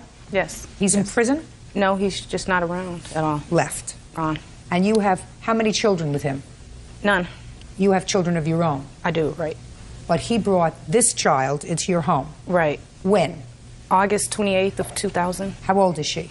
She's 11. She'll be 12 in June. And you've been taking care of her ever since? Solely. When did your husband leave? In 2002. Where were you? In Washington State. What were you doing there? I live there. What you want, Miss Willis, is you want support for this little girl from her mother because you've been taking care of her, according to you, with no support from her mother. None. Ball's in your court, madam. I'd like to hear you. I have evidence here of money order receipts as well as a letter that I wrote. I have package receipts that I've mailed packages to I'm not her. interested in packages. Okay. Forget packages. Packages are not support. Okay. How much support have you sent for your daughter since 2002?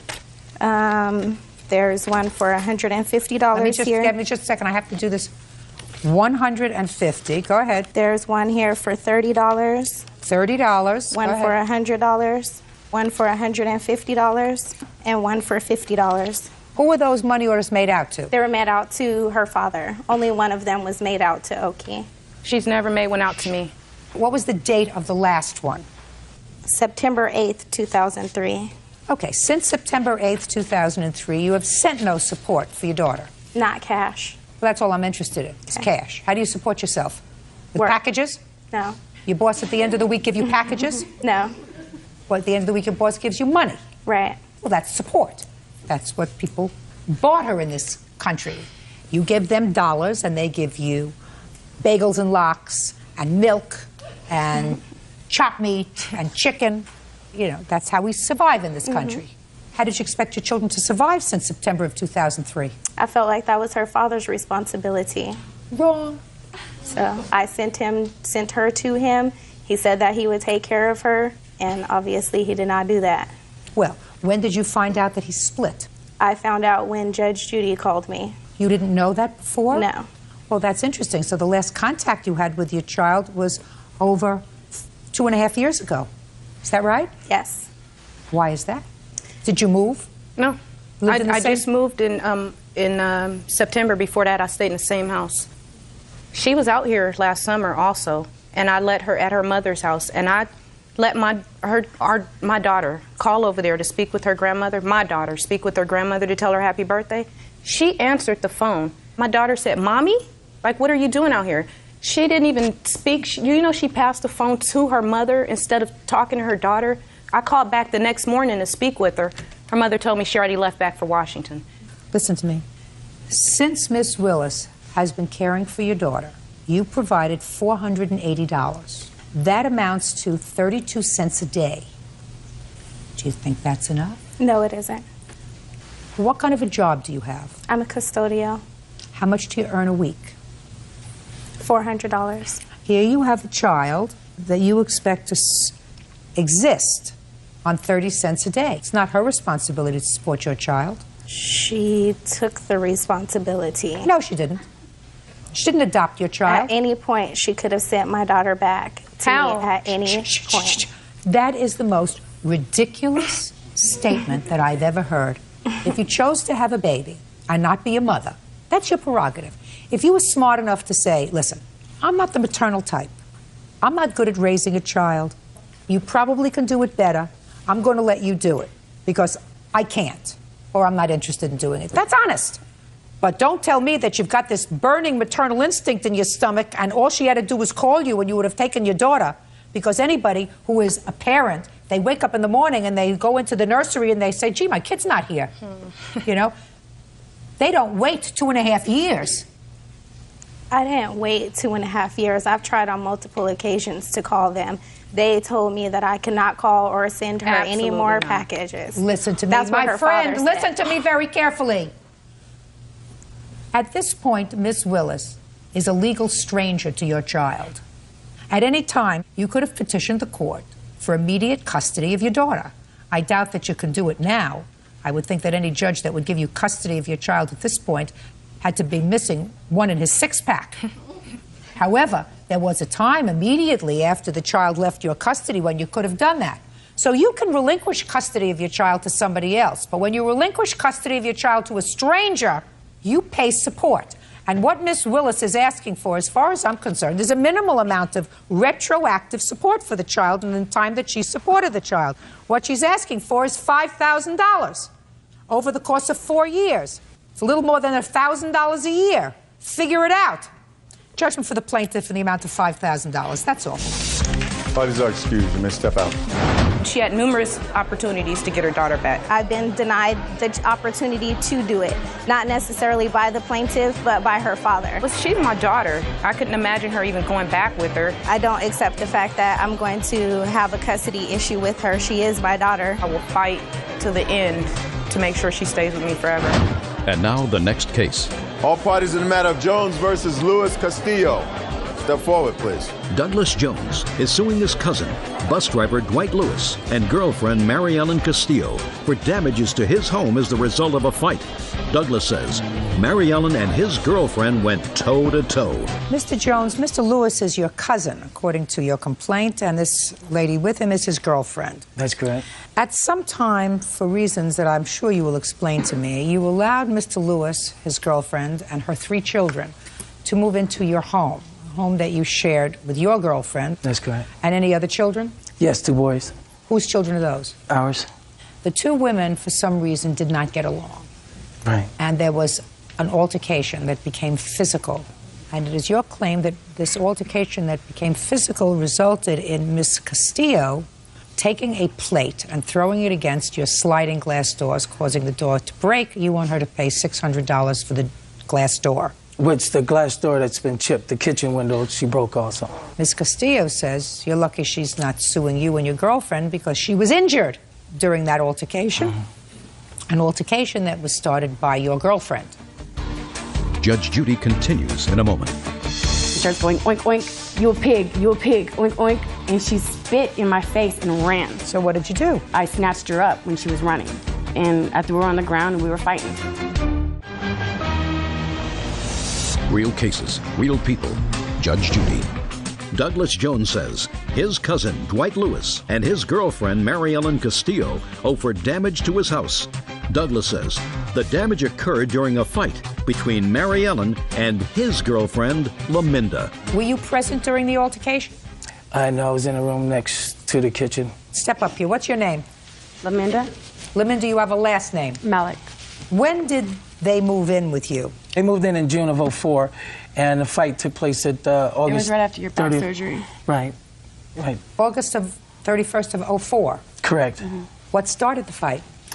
We were in the kitchen, and the night before we had been fighting the whole night. My dad was just going to California, so he had stopped by, and she was still calling me names the next morning. It was over a washer and just things that she was like nitpicking on, you know, if I did the dishes or, you know, putting dishes to each side of the sink. I mean, it was ridiculous. It was little kid fighting, but she was still doing it the next day. When my dad came over, she stood over in the carport, and she starts like folding her arms and just staring at me, and I'm like, I'm trying not to look over at her, and she starts going, oink, oink, oink, oink, you a pig, oink, oink. That's the day before. Yeah, later on, we were cooking, and she spit in my face and ran.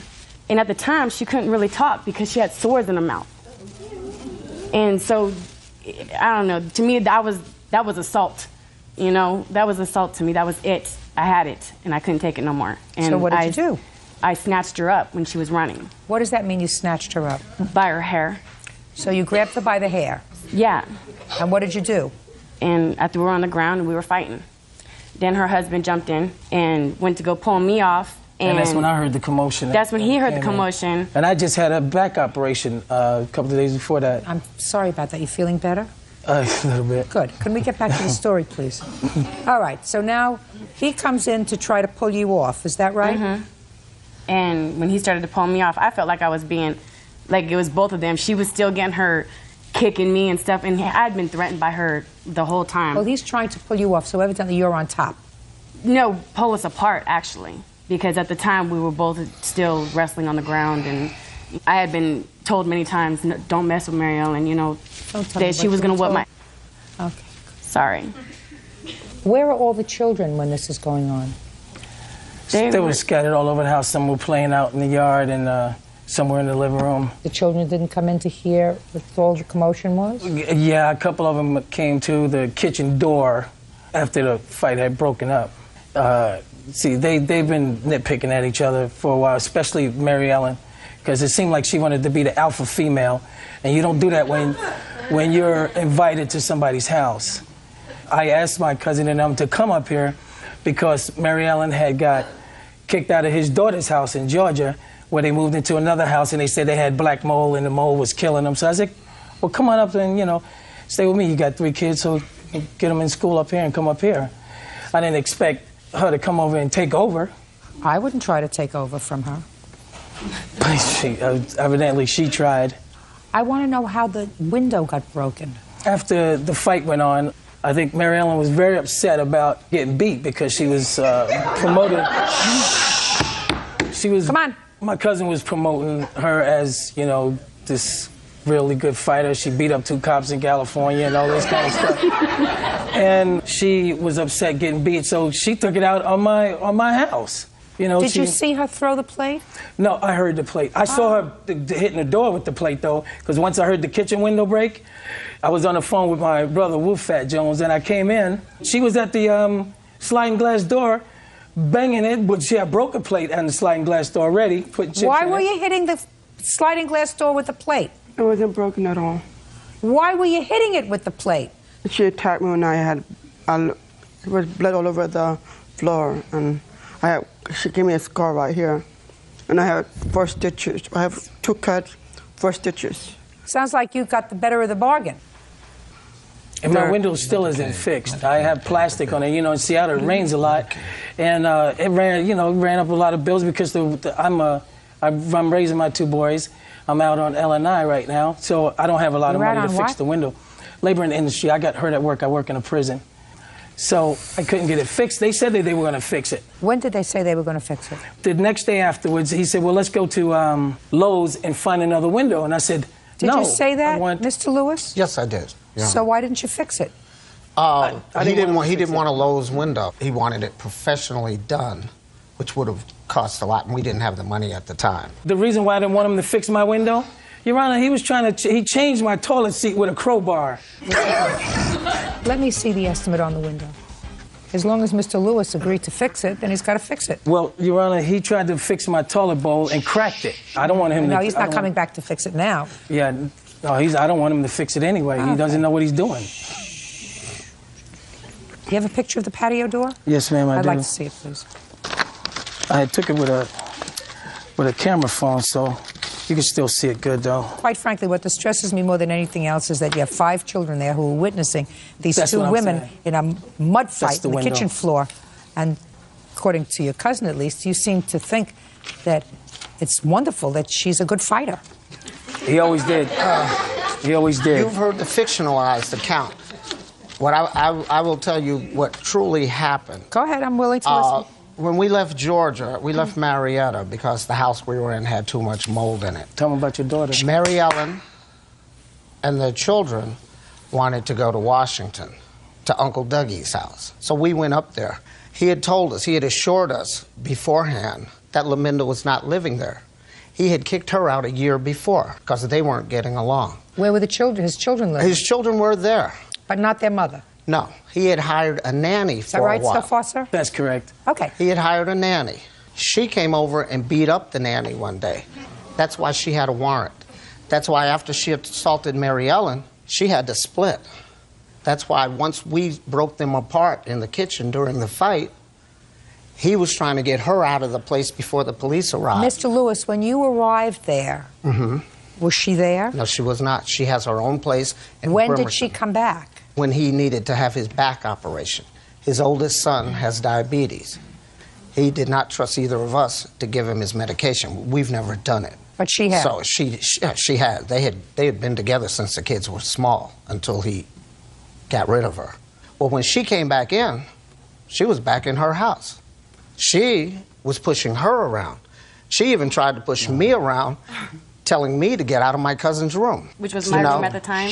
No, you slept in the extra bedroom. He would let you come in there once in a while.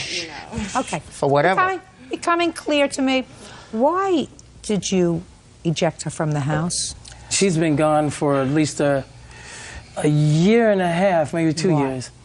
Well, she liked going out a lot, you know. And she liked to party. Exactly, yeah. And that wasn't good for your children? No. Mr. Jones? Yes. There's a reason why you tell the mother of your children she can't live in your house anymore. Right.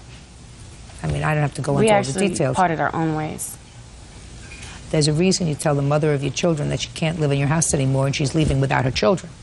I didn't leave without my children, Right? Your Honor. Right. I didn't leave without my children. I had my children with me when I left them. I stayed in the shelter with my kids, Your Honor. So somehow the children got back with their father. Yeah, they did, because I was a housewife with nothing to stand on when I left him. You have to pay for the window and the door. If you're still together, she looks confused. You understand that. You understand that you have to pay for the window and the door. Yes, Your You Honor. said you were going to pay for it. If she wants to sue her for her medical bills, she certainly is entitled to do that. At some other date, if you had filed a counterclaim with regard to her medical bills or injuries, I would have at least entertained that today, but you had no counterclaim. You have to pay for the window and the door. Judgment for the plaintiff in the amount of $600. That's Thank you, all. Your Honor. Thank you. Thanks, Vice been sworn in, Your Honor. You may be seated. Ma'am, have a seat, please. According to your complaint, you have overpaid child support to Mrs. Denton for triplets that were born as a result of a brief relationship that you had with Miss Denton. We'll get into the logistics and the timing of it in a moment. And these children have been adopted at this point by her husband. Yes, ma'am. And according to you, that this overpayment was made after the adoption was finalized. So you want the $2,400 back. Mr. and Mrs. Denton say that it's true that the money was paid, was taken out of your salary, I assume, after the children were adopted, but that for a very long time you paid nothing. So stop complaining. Yes, ma'am. Okay. So when were you and Mrs. Denton together? In March of 1998, ma'am. And was it a monogamous relationship, or was it a boyfriend-girlfriend, or was it a casual relationship? Casual. Is that right? Yes, ma'am. And when did you find out that these children were going to be born? Before I had left for Korea in 1998, she had mentioned to me that she was pregnant. Mentioned? Mentioned it. That's not usually something you just mention. Well, it wasn't actually her that had told me. It was one of her friends that she had put on the phone. They had told me that she was pregnant. And then shortly before I had left. Okay. Do you remember what month that was? You remember? It was April. I told him in April. Had you ever been pregnant before? No, ma'am. So this was just a lucky break that you had triplets the first time around. Yes, ma'am. Mm-hmm. And lucky for you. Did you have any communication with Miss Denton from April until the triplets were born? Very little. Right before I had left, she had actually mentioned to me that they were triplets. What month did you tell them they were triplets? When I found out in June. Miss Denton, where were you living at the time? With my mother and father. Were you shocked? Very. Were your parents shocked? Very. In June, you advised him that they were going to be triplets. Yes, ma'am. And you left for Korea. Yes, ma'am. There was never any discussion of the two of you finalizing a relationship. Ma'am, I didn't believe they were mine to begin with from the get-go. Now, the children were born when? They were born in 1999. When? September. September 1998. I'm sorry, 98. September the 17th. And when did you meet Mr. Denton? In June of 1998. Had you ever been married before? No, ma'am. And so you understood when you were getting married to this lady that you were taking on the responsibility of instant family. Yes, ma'am. When, for the first time, did you discuss with Amy the probability of your adopting the girls? It was discussed off and on early in our relationship, shortly after we got married. When did you get married? Actually, 2 weeks after they were born, October 3rd of 98. During the time that you were courting, between June and October, did you discuss what the family dynamic was going to be with him? We were trying to decide whether or not that we should let them know that they have that their biological father, or just leave it as if I was the father. She was persistent on the fact that they needed to know that that was their father at first, and I really didn't have that feeling in my heart because I wanted to personally take care of myself. When did you notify Sergeant Juan that he was the father of triplets? When they were born, Red Cross sent a message stating that if they wouldn't let me say that his kids were born because we weren't married, they told him that a friend of his had triplets. And you received that message? I did not, ma'am. You did not? I did not receive that. When did you first communicate with him? In June of 2000. Well, I went to child support in June of 2000. When the children were born, did you put his name on the birth certificate as the father? No, ma'am, they would not let me. Had you and your husband at that point decided that it was best if he adopt the children? We had discussed it. And I assume that he was parenting these little girls. Yes, and that's ma'am. a full-time job. Yes. Yes, ma'am. Right? Do you work? Yes, ma'am. What kind of work do you do? I'm in the service as well. I'm in the Army. When you went to child support, what was the purpose of your going to child support? To get help, because it's very expensive. At that point, were you anxious for your husband to adopt the children? We would like it. We were wanting it, yes. I assume. You figure, well, if you push him to pay, he'd be more than anxious to give up his parental rights since he hadn't seen the children anyway. Yes, ma'am. That's the back scenario. Well, what happened the first time you raised the issue of adoption? He said he would not do it. And when was that? I do not recall exactly when it was. Is that before or after? It was after child support had started. Ma'am, they actually had asked me prior to the child support starting. They wanted me to sign the papers so he could adopt them. I refused to because, number one, I didn't know for a fact that they were mine. I wasn't going to do it without blood tests. So that they asked you to sign the papers relinquishing your parental rights before child support? Correct. That sounds more likely. And then child support was ordered, you went and you took a blood test, and as it turns out, you are the biological father of these 3 little girls. Correct. Did you start to visit them? I did. On numerous occasions, I attempted to go over there. She had actually called me a few times to come over and spend some time with the girls. Unfortunately, most of the time it was late night. I didn't have a lot of time during the day or on weekends to see them unless it was later in the evening. Why? Because most of the time during the day I was working until about 1700, 5 o'clock in the afternoon. Do you have other children, sir? I did have one other child at the time, yes. What do you mean you did? I gave her up for adoption as well.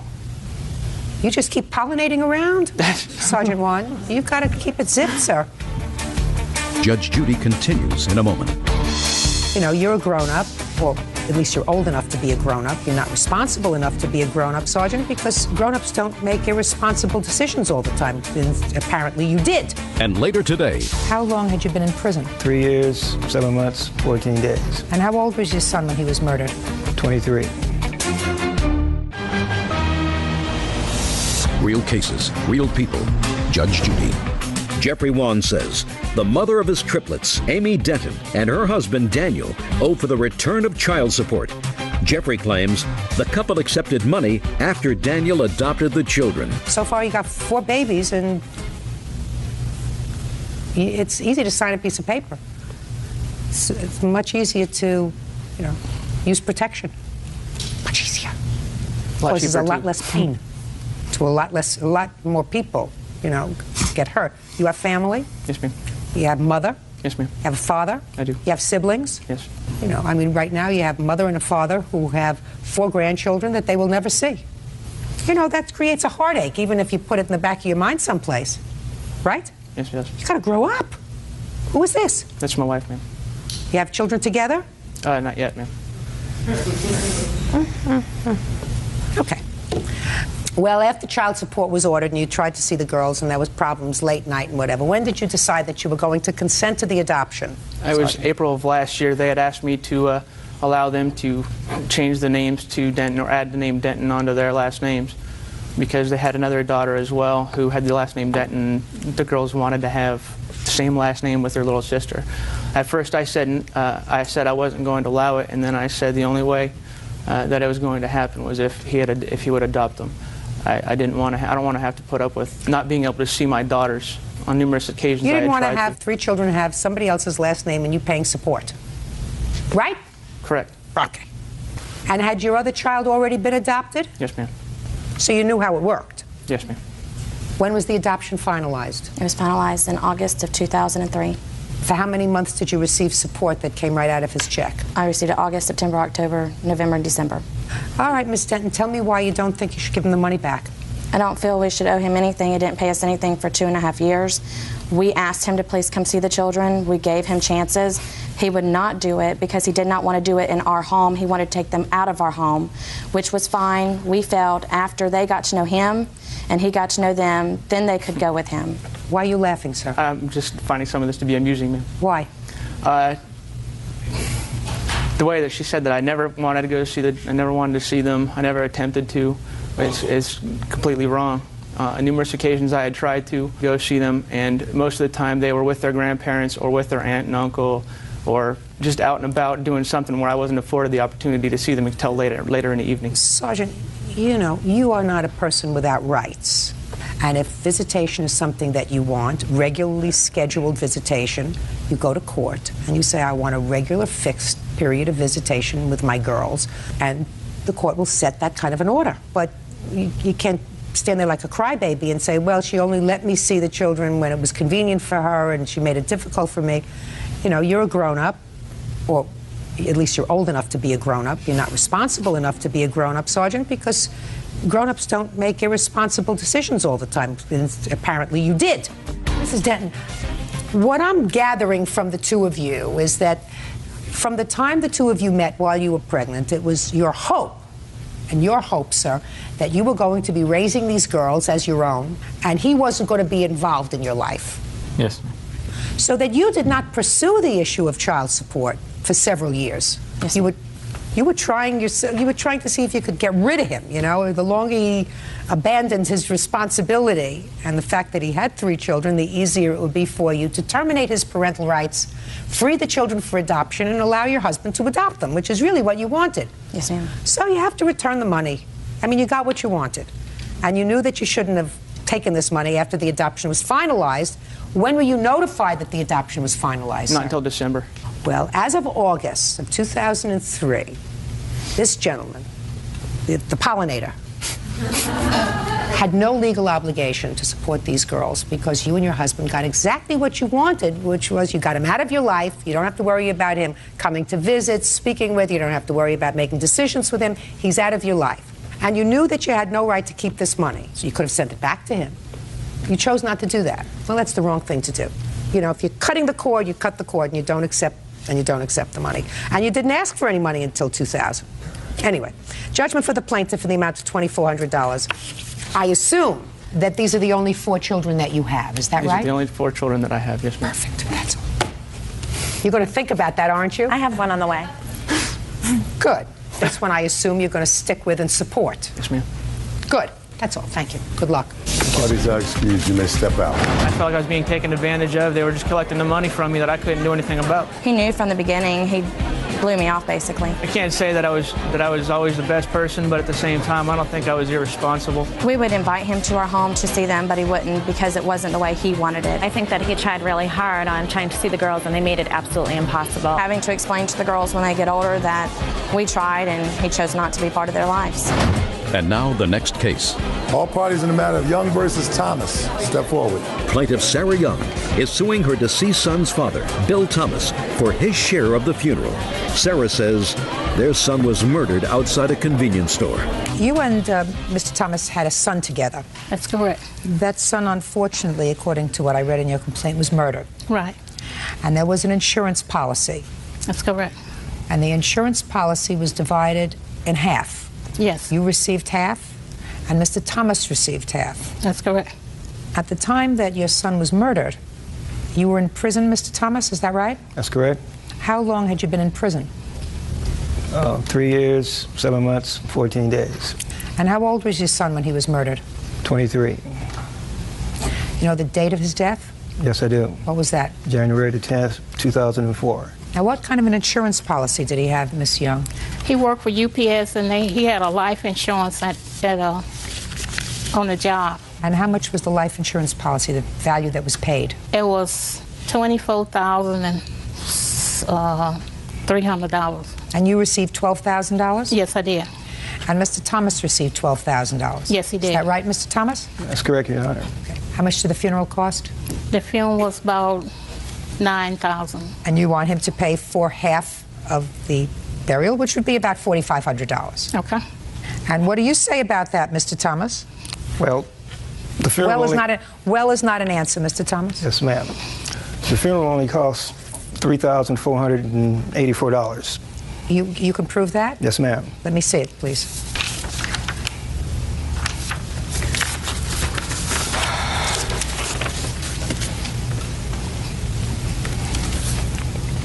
Is that your defense, sir? That it wasn't as expensive? No, or is your defense that you don't want to pay at all? No, my defense is, not that I didn't want to pay at all. My defense is that I was never asked to pay anything to this day. The only time that I figured that I owed something is when I was served papers for $5,000. And I was away from my home at the time, and when I came home, and my wife said, your daughter came by and served some papers on you for her mother. You testified that you paid directly out of your money for the funeral, is that right? Yes. Can I see the checks to the funeral parlor and the undertaker? Hello.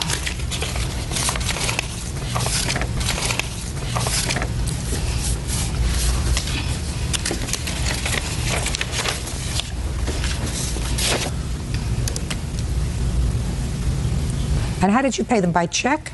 Yes. Can I see the checks, please? I don't have the checks because I went through the credit union and I didn't know I had time to get the copy of it. You had plenty of time, madam. These were in January of 2004. What I meant, the reason I didn't have time to get the check when I decided to file, because first I was just going to let him walk away with the money and just go on about my business and take the pains in a different way. So I said, he started getting small with me and talking to me, you know, any type of way. I said, you know, I'm not going to let you get away with that. I spent 23 years old, 23 years climbing a pole, crawling on the house, taking care of my child. And then when he got killed, all you did is walked over and got half of the money. And I will not let you get away with that. And that's why I filed. Okay, but now, just Miss Young, but you have to understand, your claim is for half of your son's funeral expenses. Right. Now, Mr. Thomas is under no legal obligation to pay you half of your son's funeral expenses. Okay. I'm not saying he doesn't have a moral obligation, but this isn't a moral court. This is a law court. So he has no legal obligation to pay for the funeral. But assuming today, okay, Mr. Thomas says to me, I would pay for half. That's the right thing to do. But you don't have proof of what you paid. And I'm asking you why.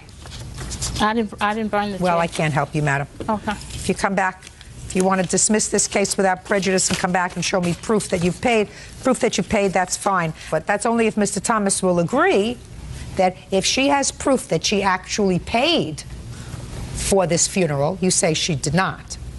But if she has proof that she actually paid, are you prepared to pay for half? Yes, I'm willing to pay for half, Your Honor. Perfect. Thank you very much. Your Honor. That's it. Parties are excused. You may step out. Yeah, it's case number 570 in the matter of Delay versus Peterson. Thank you. You're welcome, Judge.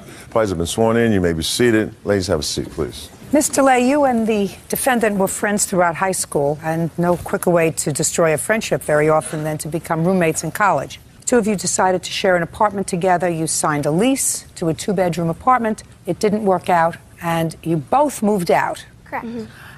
You paid the transfer fee, allowing each of you to move into a 1-bedroom apartment. You want Ms. Peterson to be responsible for half of that transfer fee, plus part of a cable bill that you say was in your name. Yes. Ms. Peterson says that your behavior and things that went on in the apartment made it impossible to stay there. She says that you wanted to move out, so you pay the transfer fee. And as far as the cable is concerned, she says you put a password on there that precluded her from using the internet and cable. She has no intention of paying it.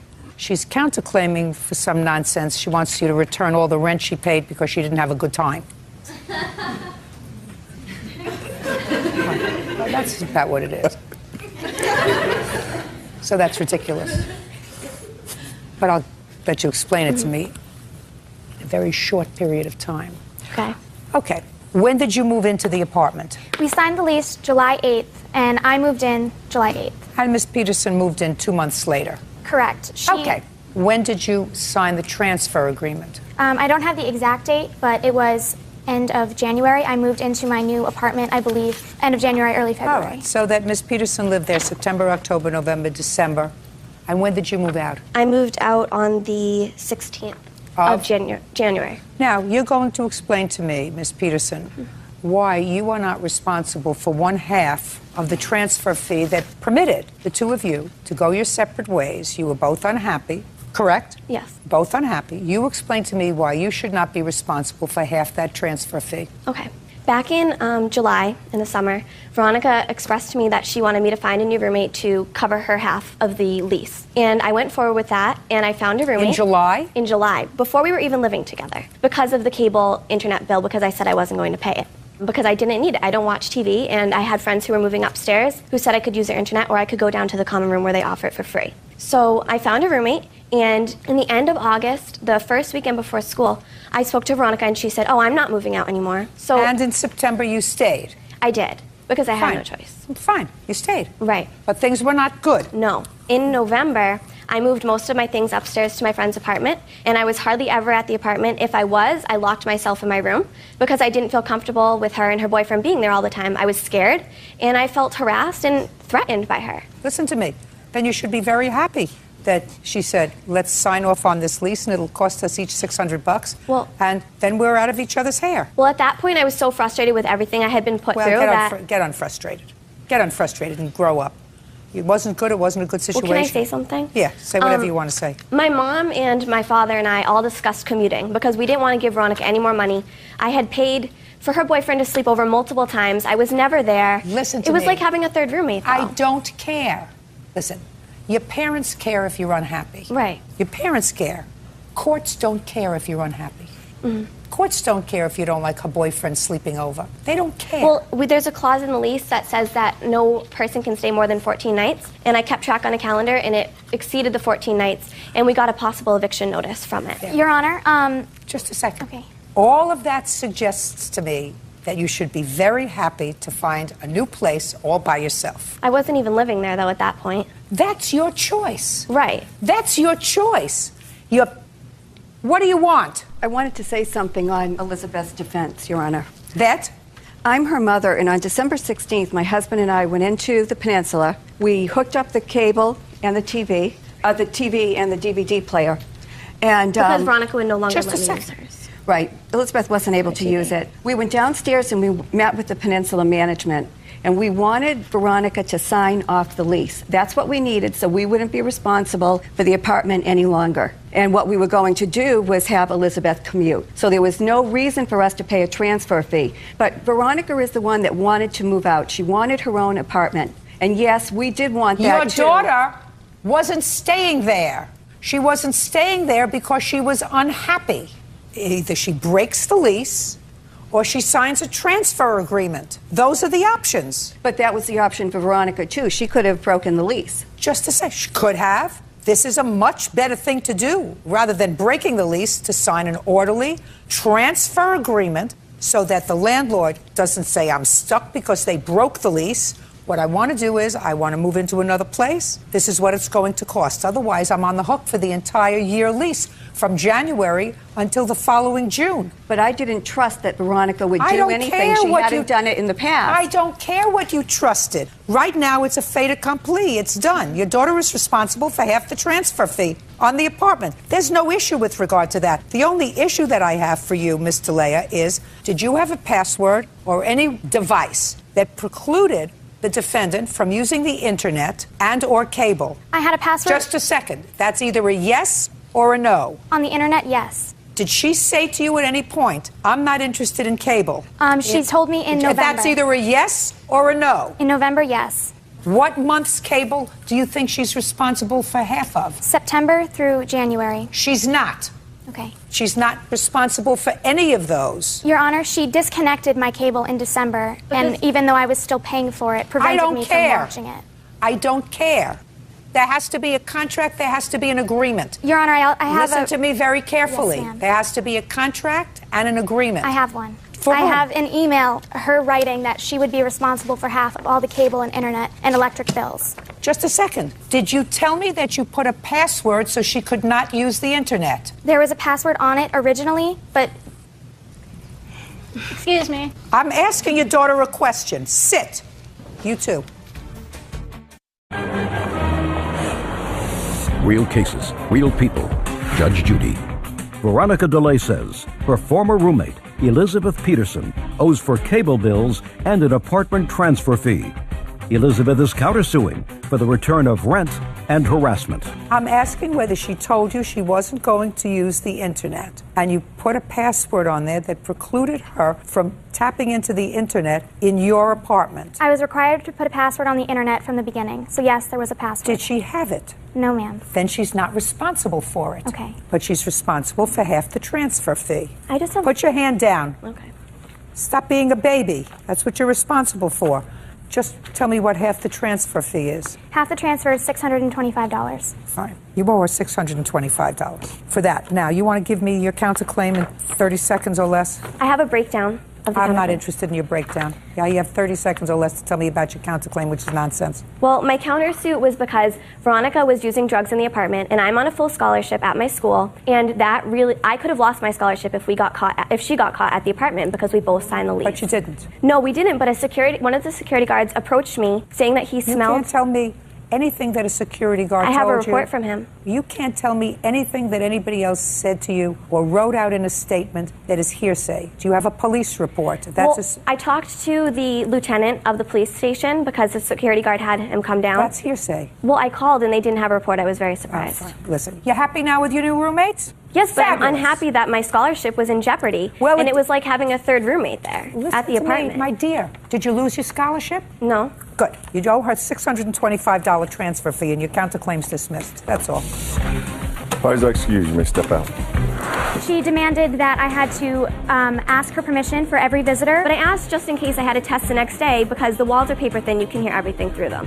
We had to divide the cabinets in the kitchen. I asked for one cabinet to put all my snacks in because I eat all organic. I don't know. She just went crazy pretty much. She just doesn't care, so I'm going to live with people who aren't as selfish.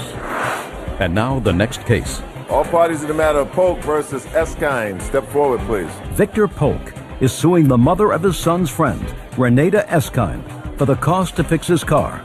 Victor says Renata's son, 17-year-old Kerry Thomas, damaged the vehicle when he tried to jump over it. Who jumped over the car? Raise your hand. I did. Stand over there. Mr. Polk, it is your claim that the defendant damaged your car. Yes, ma'am. He was playing a game with your son. I assume your son is sitting over there? Yes, ma'am. That's Valentina. And the game was to jump over your car. Yeah. Mrs. Eskine's son jumped over your car, landed on your car, dented your car. You want him to pay for your car. Yes, ma'am. Now, Mrs. Eskine has some ridiculous defense.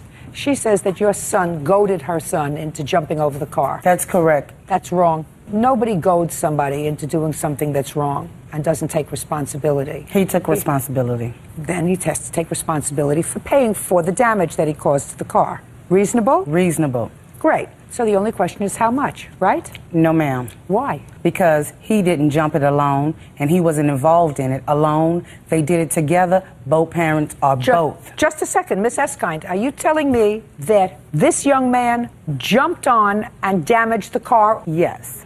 Okay. You. Talk to me. Tell him. You talk to me. Well, we were outside one October night. Me. Listen, him, I don't care if it was an October night, whether it was starry or not. All I want to know is you, an idiot over here, were playing a game of jumping over a car. Which idiot fell on the car? I slid into the car. Not him. No, ma'am. Then your mother is wrong. Put your hand down. Miss Eskind, I'm telling you what the law is. That's why you're here. Not what you feel in your gut as a mother. What the law is. He was lucky. He didn't cause damage to the car. He wasn't lucky. He did cause damage to the car. The mother caused damage also. No, my dear. Not according to your son. You don't have your listening ears on. Not according to your son. According to your son, the only one that went into the car, slid into the car, was him. That's what he told me. So your thinking process, while understandable that the boys are playing and they should both be responsible, is not what the law is. The law does not prescribe that he has to pay for damage that he did, because he can say, no, I'm not doing it. You want to do it to your father's car? That's fine. No, I'm not doing it. And if he didn't do it, then there wouldn't be damage to the car. Is that right, Mr. Eskind? Yes, ma'am. Okay. The only question I have for you, I'm not sir, finished, Your Honor. You're finished. The only question I have for you, sir, is, I looked very carefully at your complaint. You said that initially wasn't such a big deal, but then you realized that you had just had the car at a custom paint job. Yes, ma'am. Because it's a designer car. What kind of car is it? Vintage 1991 Ford Mustang 5.0 convertible. Okay. This incident happened on what date? We don't have a date. What date? October the 10th. I want to see the bill for painting the car prior to October 10th. My initial paint job, my painter. Don't give me a big story. I don't have Mr. Polk. I don't have the receipt. That's my problem. The painter that painted my car, his name's Carlos. He's in America on a work visa from Mexico. I went back to Carlos to see if he could get me a receipt. Our business was cash-based, so therefore he did not... Show me a withdrawal from your bank for $2,300. I don't have a withdrawal I don't receipt. believe you, sir. And I don't believe that you spent $2,300 to paint your car. That's my problem. Got what I mean? I want to see a picture of the damage to the car. Sure. These are before and after pictures. If you take a look at the paint job on that car, you'll see that it's an immaculate paint job. It may be an immaculate paint job, sir. You should have gotten me a receipt. Why is it in the front yard? Just a second. I'm not speaking to you. I was showing it off. Put your hand down. I'm proud of car. my car. Why is it in the front yard? Well, this whole fender has to be painted. There's no question about that. And it has to be fixed. There's a dent in it. Now I'll see your estimate to fix it.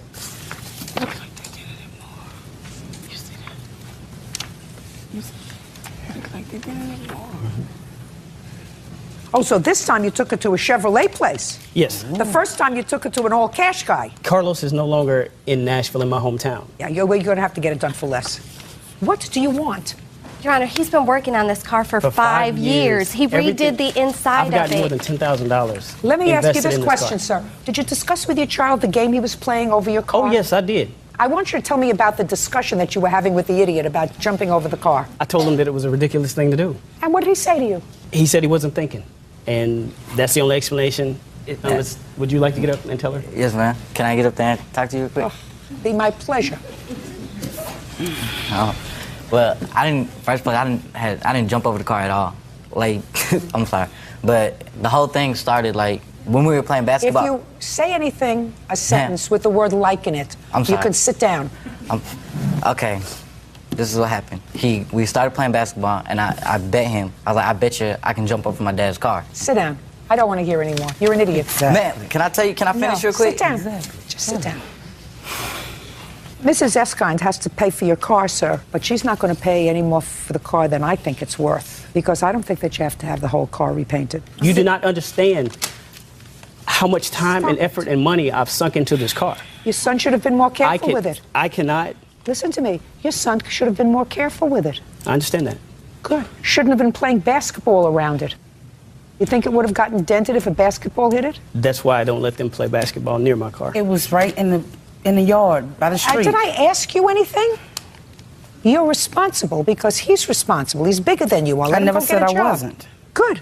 Okay, now what's the piece of paper you want to show me? This is the very first estimate he brought to me. That I'll see. On the night of the That I'll election, of the president election. I told him I did not mind working with him on half of those damages. So is what you're telling me that the first estimate is just Price's Collision Center was $614.42? Correct. This is what he gave you first. Yes. Can you explain the disparity to me, sir, between $614.42 and the $2,300 you want now? That is just for replacement of the fender. It is not for matching of the paint or anything like that. That's not true. It says she told paint. me on our That's initial. not true. But She that's told- not. Hey, that's not true. It says paint, labor, 3.4 hours at $38 an hour, $129. Body labor, 3 hours, $114. Parts, $219. It has everything here. It all adds up to $614.42. The car could not be painted on I just don't the know fender. that, sir, at all. That's I your never first received estimate. that. Judgment for the plaintiff in the amount of $614.42. That's all. Party judge on the calendar in the matter of Schwartfeger versus Day. Parties have been sworn in, Judge. You may be seated. Ladies, have seats, please. Schwartfeger? That's correct. How old are you, sir? 22. Bert, I want you to pay careful attention. We're going to go over this scorecard so that you know who the players are in this case. Gotcha. Because I have a feeling it's going to be interesting. Who is this young lady? That is my girlfriend, Sarah Buckley. What does she have to do with this case? She is a witness to the harassment, the vandalism to my vehicle, and she's also known the defendant and his daughters for about 5 to 6 years. How long have you been his girlfriend? Since November. So a short-term girlfriend. Yes. Mr. Day, these are your 2 daughters. That's correct. Your name is? Samantha. How old are you, Samantha? 17. And your name? Kathleen. How old are you, Kathleen? 22. Kathleen, why don't you stand up next to your dad for a minute? Because we're going to get this whole scenario down here. Kathleen, you used to be his girlfriend, is that right? Yes. For how long were you his girlfriend? Almost 4 years. You have children with him? 2. How old are your 2 children? One just turned 3 and one's about 18 months. Did you live together for a period of time? Yeah. For how long? About 3 of those 4 years. And how old were you when you started to live with him? 18. Now you can sit down. Thank you. I may come back to you, but right now you can sit. This is what your lawsuit's about, William. According to you, you were being a good Samaritan. And at some point, you took in Mr. Day's younger daughter That's correct. into your home because you say she was having some trouble with her dad. Both parents, Your Honor. Both parents. Yes. Now, at the time that you took her into your house, were you still living with Kathleen? No, I wasn't. So Kathleen wasn't living with you anymore with your 2 children. She had left you. You had parted ways. Right. But Samantha came to live with you, and at that time, Samantha was 16. That's right. Mr. Day didn't like that. Not at all, ma'am. You didn't like what happened with your first daughter, That's correct. and you for sure didn't like what happened with your second daughter. That's very correct. So what did you do, Mr. Day? Well, Mr. Shortfigure hit Samantha in the mouth. After she was living with him? Yes. Okay, let's stop there for a moment. What date did your daughter leave your home? April 13th. Of 2003? Yes. It wasn't my home. She was still with her mother at that time. You and her mother are separated? Yes. In any event, this is what your lawsuit is about, William. Your lawsuit says that Mr. Day filed false charges against you for child endangerment, protective orders, causing you to have to hire an attorney, legal fees, and everything that he said about you was false, and you want to be compensated to the tune of $1,954. That's correct. Mr. Day, just for good measure, says, well, he wants some money too because you caused him to lose work and attorney's fees because he had to hire an attorney in order to get certain orders reinstated. He wants some money. I think most of what he wants is satisfaction. Yes, ma'am. Okay. So, William, tell me about when Kathleen left your house with your 2 children. We were living together until December of 2002, I believe. And how old were your children at that point? The one was 3 months, and the other one was a little over 2 years old. Or, I'm sorry, she had not turned 2 yet. And why did she leave? We were having problems in our relationship. We've had an on and off relationship for the last 4.5 to 5 years, so. It was during the odd periods that you had these children? Yeah. Was it an amicable breakup? Pretty much. And you continue to see the children? Yes, on a regular basis. And you continue to support the children? That's right. I pay child support every week. For both children? That's right. Okay. And where did Kathleen go when she left? Actually, she stayed in the apartment that we shared. And you left? That's right. So far, is that correct, Kathleen? No. Well, why don't you come up here and tell me what happened? Because this is all very important as far as Mr. Day's state of mind when he filed his complaints. When did you and William separate? December of 2002. Under what circumstances? He was sleeping with my sister. And how did you find that out, Kathleen? I found notes. Did you keep the notes? My mom has them right now. You get along with your mother? Yeah. Should have brought the notes to court. I know, she won't give them to me. She said it's an embarrassment to our children. What did the notes say? First They of all, were- who wrote the notes? He did. Remember what they said? It said Samantha down the side. It said sexy, amazing, mind-blowing, awesome, naughty, terrific, hot, and a dream come true. Did you confront William with the note? Yes. What did he say? He said they wrote it as a joke, together. And when was that? About 2 weeks before Christmas, December 2002. You remember that conversation, William? Yes, I do. So you told Kathleen, the mother of your 2 children, that the note that you wrote that talked about sexy, naughty, etc., with regard to her sister, her 16-year-old sister, was just joking around. Well, I write a lot of poetry. And that Joking around. Yeah. That's what you told her. Yeah, I said we wrote it together. Yes. Oh. Shh, please. You left. I left for the day, but I stayed in the apartment. I asked him to leave. And did he leave? He left after a few days. And that was in December.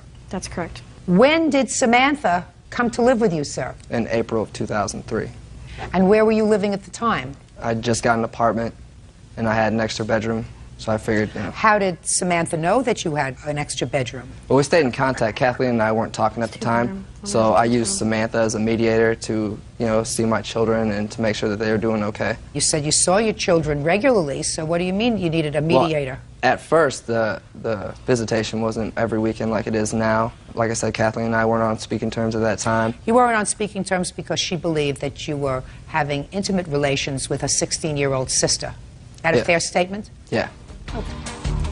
Judge Judy continues in a moment.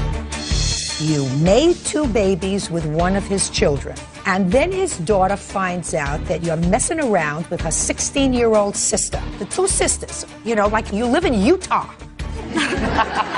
And later today, You were together. You went on vacations together. You slept together, intimately involved with each other Right. for all that time. Right. Get a life, sir. real cases, real people. Judge Judy. William Joe Schwartfager says his ex-girlfriend's father, Warren Day, owes for attorney fees and harassment.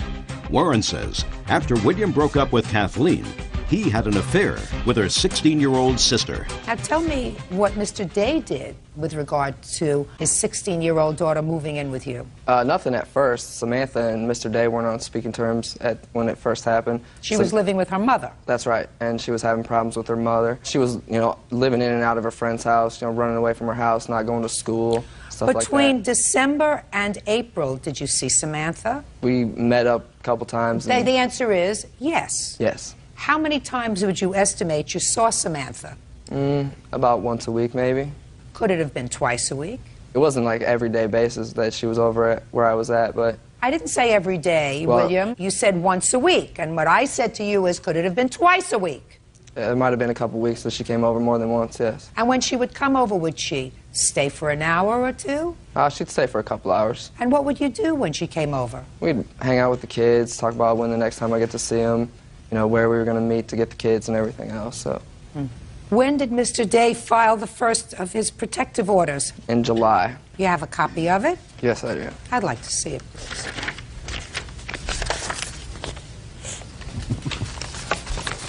This paper is also the ruling after the Just case. a second.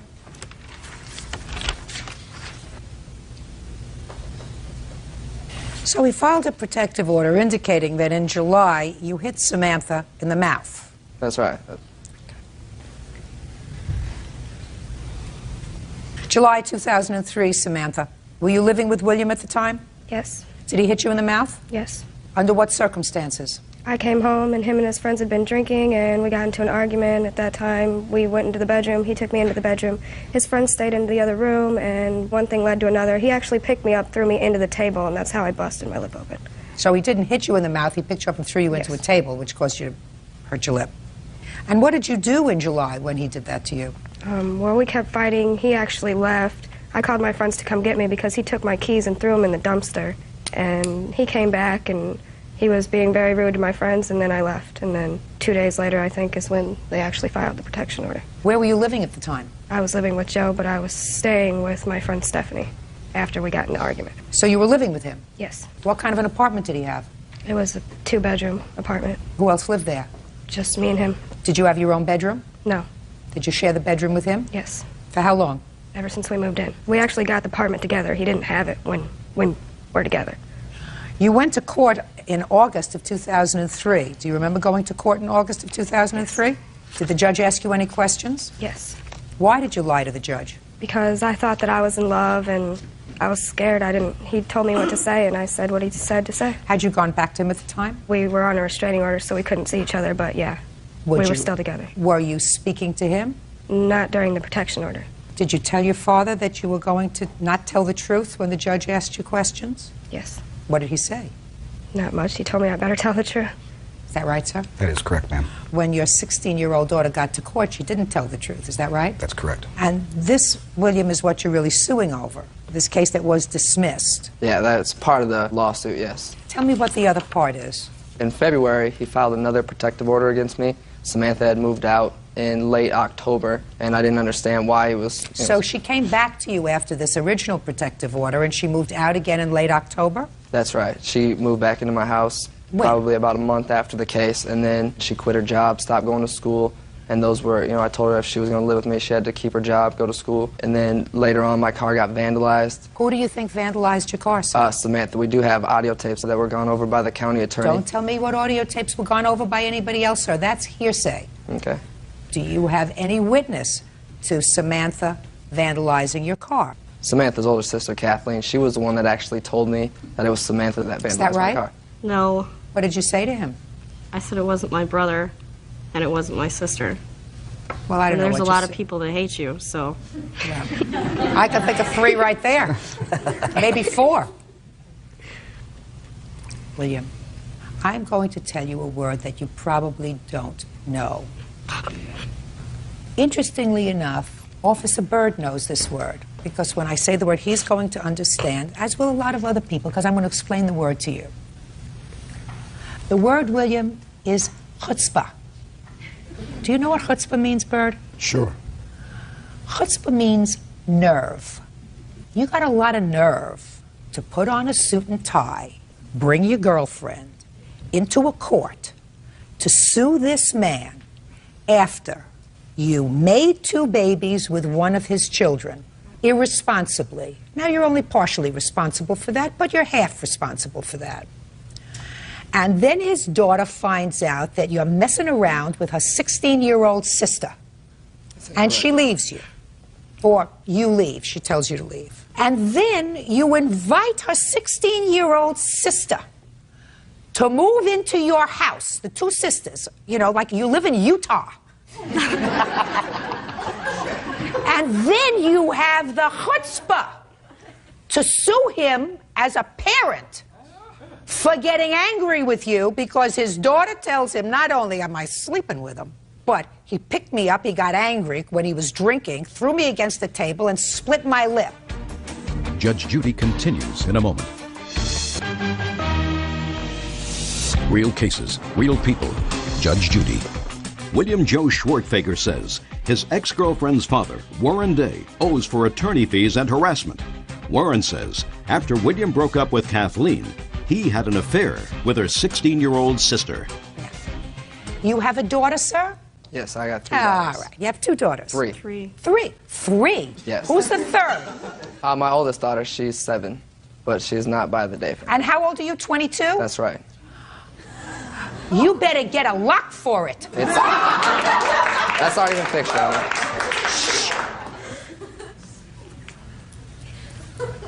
William, I don't want to look at you for another second.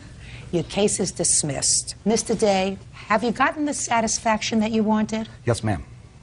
You don't need a counterclaim, do you? No, I don't really know. Very good. Thank you very much. Goodbye. Parties are excused. You may step out. It's been hard. It's been hard for me not to do something else besides go to court on it. It really has. I was just trying to get the attorney bills that Mr. Day has racked up on my behalf, cleared up. This man has been like a dingleberry on my butt. It didn't destroy any credibility. It's another day. He doesn't think about other people's feelings, how he hurt me, how he hurt her, and how he's probably going to hurt Sarah, too. She was like a little sister to me the whole time. You could talk the panties off a nun. The girl that's with him right now, Sarah Buckley, Is my best friend. and used to live in my house as my 3rd, adopted daughter. So he's on the 3rd one now. Yeah. We're actually a lot closer than we were, and we just really hate him now. Everybody makes mistakes. Yeah, this is her freebie. If she does it again, then it's done. And now the next case. All parties in the matter of Nunez versus Channing, step forward. Cell phone salesman Ruben Nunez is suing his ex-girlfriend, 25-year-old medical technician Tamara Channing, for crashing his SUV. How old are you, Mr. Nunez? 32. What do you do for a living, sir? I'm in sales. How long have you been working in sales? 10 years, but I've been with my current company for 7. You have family? Yes, I do. What kind of family do you have? I am a single parent of a little boy and a little girl. They live with you? Yes, they do. Okay, so you're busy. I'm currently busy. Yes, I'm always so you busy. have a full-time job? Yes. And you take care of 2 kids? Yes. The reason I'm asking you these questions, sir, is I'm wondering why you're here. Because your complaint says that 2 years ago you were dating the defendant. She asked if she could borrow your car. She borrowed your car 2 years ago and had an accident. So my question is to myself, do you have nothing else to do in your life? In the 2 years that passed between the crashing of your truck that she had borrowed and now, why didn't you pursue your claim? Well, Your Honor, she was unemployed, for one. She was going to school, and she just graduated currently in November of 2003. Yeah? And she barely got a full-time in February of this year. Okay. Now, Miss Channing, you borrowed his truck. You had been driving it for a while. You crashed. You had an accident. The accident was your fault. There was some damage to the other car. The other car driver was paid with money that he initially wrote out, but you paid him back, that money. That she paid you back, right? Yes. This money you said she didn't pay you back. That was to fix the truck. Now, this was in December of 2002 Right. that you crashed the car. You weren't living together, were you? No, we weren't. But you were dating. Right. Now, after December of 2002, did you continue to date? Yes. Was your dating relationship a heavy dating relationship? Yes, were it you heavily was. involved? Yes, we were. We were boyfriend and girlfriend. Were you intimately involved? Yes. And when did that relationship end? It ended in January of this year. So between December of 2002 and January of 2004, you were together. You went on vacations together. Right. You slept together. Right. Intimately involved with each other for Right. all that time. Right. Get a life, sir. Get a life. Judge Judy continues in a moment. Listen to me. If somebody owes you money, you pursue that claim immediately. If the relationship hadn't terminated in 2004, you wouldn't be here today. Is that right? Incorrect. No, you would not be here today. If the relationship proceeded and you married the defendant, which I assume was your intention and her intention, if you were boyfriend and girlfriend, that it was going to go into a formalized relationship. And if that had happened, we wouldn't be here today. And the only reason you're here today, sir, is because you're annoyed with her, relationship's over. You say, now I want the money from 2 years ago when you had an accident with my car and it cost me $900 to fix it. Get a life, Mr. Nunez. Versus Frazier. Parties have been sworn in. You may be seated. Ma'am, have a seat, please. Miss Alligood, Mr. Frazier, according to what I read in your complaint, was your former boyfriend? Yes. And you have a child together? Right. You also lived together for a period of time? Correct. And it is your claim that after you decided to separate, you had an agreement with him that he would share all of the child care expenses with you? Right. And he did so for a while and then stopped? Correct. Now, he has never been adjudicated the father of this child in any court, so you do have an appointment, according to your complaint, in the family court to have an order of support entered. Correct. But he has not paid you in some time, and you want him to pay what he promised to pay, which is half the child's expenses. Correct. Mr. Frazier says that he tried to do the right thing, that you did have an agreement with him. Yes, ma'am. And the agreement was that he would split right down the middle child's expenses. He did do that for a while, but then he says that you stopped letting him see his daughter, and that also was part of the agreement, that he was going to see the child a certain number of days. You stopped letting him visit the days he was supposed to. He stopped paying. When you start letting him visit, he'll start paying. Yes, ma'am. And he's counterclaiming because he says that you're angry that he's got a new girlfriend and you've been harassing him. That's too much. Go find out. When did you live together, Miss Alligood? I moved in about July of '02. And how long did you stay together? We were off and on for till May of '04. When was the baby born? March of '03. Now let's get to this agreement that you had with regard to support. Okay. You do understand, Miss Alligood, that until Mr. Frazier is legally declared the father of this child, he doesn't have any legal responsibility. The only way he does have a legal obligation is if the two of you made a contract. Okay. And that contract can be a verbal contract, that after you separated, he would pay half, which according to both of you, he did. Okay. The issue is whether you breached the contract by not letting him see his daughter, because that was also, according to both of you, one of the terms of the oral contract. He got to visit spend a certain amount of time with his daughter, and he was going to pay half of her support. He says you stopped letting him see her. Why did you do that? Every time I called over there to speak to her, he always had friends over. They were drinking. I didn't want my daughter in that environment. I know when we were together, he was drinking every night, and when I left, he was always drinking. So, Miss Alligood, when you made this arrangement with him to visit, according to you, when he lived with you, he drank every night. Right, but when she went over there, I never seen him really drink toward the beginning, and then all of a sudden he started hanging out with his friends again, and he was always drinking, and I didn't like my daughter around that environment. So now what you're saying is, when he was living with you, he was drinking. Right. But then when he left you, he stopped drinking. No, he wasn't and then drinking he started as much. again. He wasn't drinking as much. Something doesn't sound right, my dear. When did the new girlfriend come into the picture? About 2.5 months ago, Your Honor. And when did the visiting stop? About 2 months ago, Your Honor. That's not true. Yes, it it was is. only 4 weeks ago. I have proof. It was only about 4 weeks ago. 4 weeks ago was what? When I found out that he was trying to get full custody of her. Oh, there you go. And I assume, Miss Alligood, that that is going to be entertained by the court, who is going to be the primary physical caregiver for this child. Is that what's before the family court? I haven't even went that far yet, Your Honor. The only thing I've did so far, I actually went down and put myself on child support. I done filed the paperwork for it and to put You don't myself have to show on me that. papers. Did you have an oral contract that provided he would take care of half the child's expenses? Right. And he would see the child half the time? Right. And you stopped him from seeing the child half the time? Right. So he stopped paying support? Mm-hmm. That's it. Now, a court's going to have to decide once there is an order of affiliation, an order of support, and who's going to have custody and who's going to have visitation. He would have continued to pay you, which he had been doing since you separated, if you hadn't terminated his visitation. Can't do that. Now, you want to tell me about the harassment? Okay, on 6/19/04, I was having a get-together with some friends at my house, and Miss Alligood decided to come to my house, and I told her to leave. She refused to leave. I went back inside. She was outside blowing the horn constantly, just blowing it, blowing it, blowing it. I go out front to tell her to leave. Where was the baby? She wasn't with her at the moment. She was left her at somewhere. I don't know where she left her at. She was with you. So she kept blowing the horn. I come out there and, would you please leave? That's when she proceeded to ask me who's in the house. I said, it's not your business who's in my house. You don't live here anymore. So then that's when she proceeded to say, oh, is that somebody you're doing? She didn't say it that way. I said, yeah, Nicole, it is. And by then, that's when she opened her door and shoved it against me and hit me in my knee real bad. Then sheriff was sitting in the park across from where we were. Right when she did that, the sheriff comes up, asked what was going on, and I told her. She asked me, do I want to put a trespassing warrant against Nicole? I said, yes, I do. So she wrote her a trespassing warrant. Told her not to come back. Yes, ma'am. And as she had Nicole sign that, Nicole balled it up and threw it on the ground and left.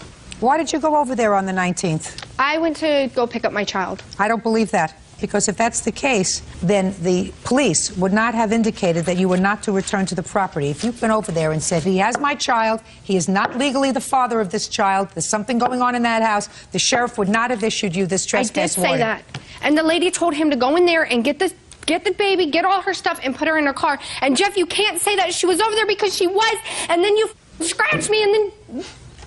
That's why I drank, Your Honor. Judge Judy continues in a moment. You don't take care of your children, Mr. Frazier, if you're not there to raise them. You have to find some other use for your organ. And later today, I turned around and there's a pit bull just charging towards me from about 150 feet away. It was very aggressive, very dominant posture, quite frankly. child Jeff Frazier owes for child care expenses. Jeff claims Nicole won't let him see his daughter. Why did you go over there? I went over to pick up my listen to me. child. Were you supposed to? Is that what? Yes. Shh. What time was it that you went over there? It was like 8:30, 9 o'clock somewhere. At night? Yes. And why were you going there at 8:30 and 9 o'clock at night to pick up the child? Because it was my night to have her. It was my night, my weekend, and he wasn't returning her. He wanted her to spend time with his friends, and when I called him to ask him if I can come pick her up, he said, that's fine, whatever, and hung up the phone on me. So I went over there to pick up my child. I pulled up, I beeped the horn for him to bring her out, and he said he's not bringing her out because she's sleeping. Well, why didn't you tell me that over the phone is what I said. Okay. And he said, I never told you to come over here. And I was like, that's not what you just told me on the phone. I'm here to pick up my child, now go in and get her. Just a sec. Are you telling me that that was your night to have the child? Or is this something that you decided that you wanted to do because you felt as if he was having a party in his house? No, it was my night. When we normally switch her, it's in the evening, 7:30, 8 o'clock, 9 o'clock at night, sometimes in the morning on weekends. What day of the week was this? A Friday. Was it supposed to be her weekend? No, ma'am. She kept calling my house, Your Honor, aggravating me because she knew I had a get-together going on. Where was the baby? She was sleeping at the time. So then you didn't tell me the truth before, sir. Yeah, I forgot that was true, that I did have her at my house. I forgot about that, and that's why she came over after I hung up on her, and I told her that she was sleeping. She showed up anyway. She is correct on that, Your Honor. All right, so incident number 1, that's in her favor. She was supposed to come over. You expected her to come over. Mm-hmm. What's next? Okay. The following day, after she got the trespassing warrant, I was at the fish store and I was trying to leave. I come outside and she's backed in right behind me, so I can't get out. I'm like, Nicole, please leave. I'm not going to argue with you.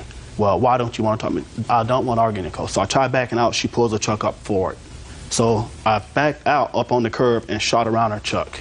As I was going out, she was coming down the main drag and just ran me right up on the curb. I got off the curb, got on the main highway. She was going behind me, coming in front of me, slamming on the brakes so I can hit her. I have a little MR2. She have a Ford Expedition 4x4. Swerving in my lane with my daughter in the car, in the back seat. What happened, madam? That's not true, Your Honor. I remember the next day I was with a friend of mine the whole day, and a friend of mine took pictures of my neck where he had scratched me from the night before. I'm past the night before. I'm at the fish store. I never went to the fish store. Do you have a police report? He did not write a report because she was not there at the time. What's she was not next? there. That's it. Okay. Listen, you can't bother him. It's not good for you. It's not good for your daughter. Got to put a period. Got to make peace with him and move on. I'm not making a judgment as to whether or not you followed him on the 20th of June, the day after this incident. You probably did. But I'm certainly not going to make a big deal about it because I don't think it is a big deal. I think what you have to do is you have to stop. He's got a new girlfriend. He's got a new life. He's got, according to you, a whole bunch of other children that he had before he met you, right? Right. How many? There's 4 that's older than mine and 1 that's younger. So that you knew he had a track record? I only knew 2. 2 was enough. You still knew he had a track record. When did you find out there were 5? I found out about the twins right before I got pregnant, and I found out about the one right after we broke up, that he cheated on me and had the next. Just a second. So you knew about 4 before you got pregnant? Right, yeah. You knew about 4. So you knew that this was not somebody who you could count on, because you could be sure that the other women who had these other children, and there were not just one woman, right? Right. Right. That they all thought that they were the one and only 2, just like she does. No, I don't. That's not my girlfriend, Your Honor. I know. She's not my girlfriend. Perfect. She's the only smart one here. Well, I do take care of my kids, Your Honor. You don't take care of your children, Mr. Frazier, if you're not there to raise them. Well, I try to see them, but they don't let me see them. Mr. Frazier, you don't take care of your children if you're not there to raise them. You don't seed like you're a bee. You pollinate flowers and then move on. That's not being a father. Yeah, Do I make myself clear, sir? You have to find some other use for your organ. Your counterclaim, Mr. Frazier, is dismissed. No problem. That's all. Parties are excused. You may step out. The upsetting part that I can't see my daughter when I want to like it used to be. He's not going to have a relationship with his daughter because he's going to choose not to. What the future holds now, I don't know. I actually would like to have a kind of open relationship to where if he wants his child, he can come get her, but I don't think it's going to happen. And now the next case. All parties in the matter of Dinatelli versus Simonson, step forward, please. Engineer Jay Dinatelli is suing fellow dog owners, 23-year-old Jessica Simonson and her father, Eric Simonson, for injuries to his hand and legs. Jay says he suffered leash burns when Jessica's pit bull attacked his dogs. Husband and wife? Father-daughter. Father-daughter. Never can tell. It's Hollywood. Whose dog is it? He was mine. What kind of dog was he? Staffordshire Terrier. That's pit bull? Yes, ma'am. And how long did you have him? 2 years. Where is he now? I'm assuming he was given to another home after I released him to the SPCA when I had to move and get rid of him. You had to move from where to where? From the house I was living in into a different house, which did not allow me to keep him. So you don't know where he is? Correct. How old are you? 23. What's your father doing here? He's property owner where the incident happened. Okay. So you're walking your dogs on a leash. Yes, Your Honor. And out from nowhere comes a pit bull. Yes, Your Honor. You were injured. You want to tell me how that happened? Sure. As you know, I was walking my dogs on the levee, and Suddenly, my dog's alerted to something in back of me. I turned around, and there's a pit bull just charging towards me from about 150 feet away. It was very aggressive. It ran straight up to my dog's tail straight in the air, very dominant posture, and quite frankly, I was terrified. I yelled at the dog to go home, paid no attention to me. About a minute later, I saw Miss Simonson emerge. She yelled something at her dog. The dog paid no attention to her. I yelled at her to control your dog, and at that point, she strolled towards us, which I found kind of amazing that she wasn't sprinting down the levee. She grabbed for the dog on 2 or 3 different occasions, and every time she reached down to grab her dog, it would scoot away, and in the scuffle, the leashes got wrapped around me, and that's how I got my injuries. Tell me about your injuries. The injuries were both to my hand and to both of my legs. They were burn-type injuries produced by the retractable leash. I've got photos of them if you'd like. I'd like to see them. I was wearing walking shorts at the time, so both of my legs were bare. The worst injury was the injury to my pinky finger, but they were all pretty bad injuries. It caused me a lot of pain for a week, and the injury to my hand took a full month to heal. I have a permanent scar right now. Can I see it, please? Step up.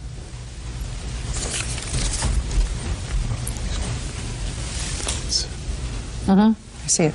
Right here. Yes. Okay, thank you. Frightening, scary, but you don't do hand commercials, right? I'm a professor, so I lecture for a living, but no, I don't do hand commercials. Okay. You're right. One of the other things I was interested in is that you indicate that when you made an investigation, you discovered that this was not the first complaint of this dog being out unattended. That's correct, Your Honor. You have any proof of that, sir? Yes, I do. When did this incident happen? January 3rd of 2003, and those complaint reports show that there were 4 formal complaints filed against this dog and this owner within the previous 18 months. Did you know that there had been prior violations filed, that the dog was out? No, ma'am, I was not aware But you of that. did? I was not aware of 4 of them, no. How many were you aware of? 2. 2's enough. This dog hurt somebody else in the same kind of circumstances. White pit bull jumped the fence this morning. The complainant fell back and injured back trying to keep the dogs apart. I was in LA at the time. Who cares where you were? All right, I'll hear you. My version of what happened was I let my dog out to go to the bathroom. What do you mean you let your dog out to go to the bathroom? I opened the sliding glass door to let him out into the backyard. How many violations had you had at that time? 2, according to you? That I'm aware of, yes. I don't care what your version is. You just answered your own question. You just resolved this lawsuit. This lawsuit says that you were negligent, careless, and as a result of that, he was injured. Don't you get it? You knew you had a dog that twice caused other people to call and register complaints, and instead of putting your pants on and putting the dog on a leash, you opened the door and let him out. I was out there with him. Who cares? Do you get it, Mr. Simonson? Yes, ma'am, I do. Good, I'm glad you both get it. However, I disagree that the dog is potentially vicious. This dog is I don't care what you believe. The dog caused injury to him. Don't be a fool. The dog was not within the control of his owner. I agree with that, Your Honor. Perfect. I don't know whether or not your injuries are worth $5,000, which is what you're suing for, but their stupidity is worth $5,000. And the lesson to be learned is worth $5,000, that when you have a dog that is capable of causing serious physical injury or death, you don't open the door and let the dog out to go to the bathroom alone. Do I make myself clear? Yes, ma'am. Perfect. Judgment for the plaintiff in the amount of $5,000. That's all. Thank you, Your Honor. Parties are excused. Counted in the matter of Connor Hardy versus Manley. Parties have been sworn in. Judge, you may be seated. According to your complaint, Mr. Hardy, there came a time several months ago when your girlfriend discovered that her car had been hit. Nobody left any information as to the perpetrator of that hit and run, but you went on a sleuthing expedition in your neighborhood, and you came up with the defendant's car, and you found that there was damage to her car, the same location, same color paint as happened to be on your car. When confronted, the defendant first acknowledged, then denied that someone else, I think you, were driving the car, but that wasn't their responsibility because although their car had been in an accident, you hit a metal garbage can. A metal garbage can, not her car.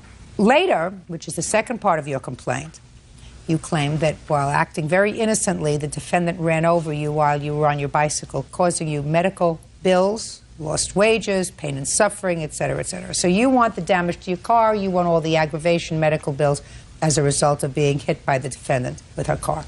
When was your car hit? December 23rd, I walked out of the house and noticed that my car had been sideswiped on the front swale. You have a picture of the car? Yes, ma'am. How far do you live from each other? I think we have about 5 or 6 homes between us. How long have you lived there? 6 years. And you? 5. Never had any problem with each other before? No. Nasty. Mm-hmm. What kind of paint was on your car? Your paint and what other paint? And a dark green paint. Another dark green.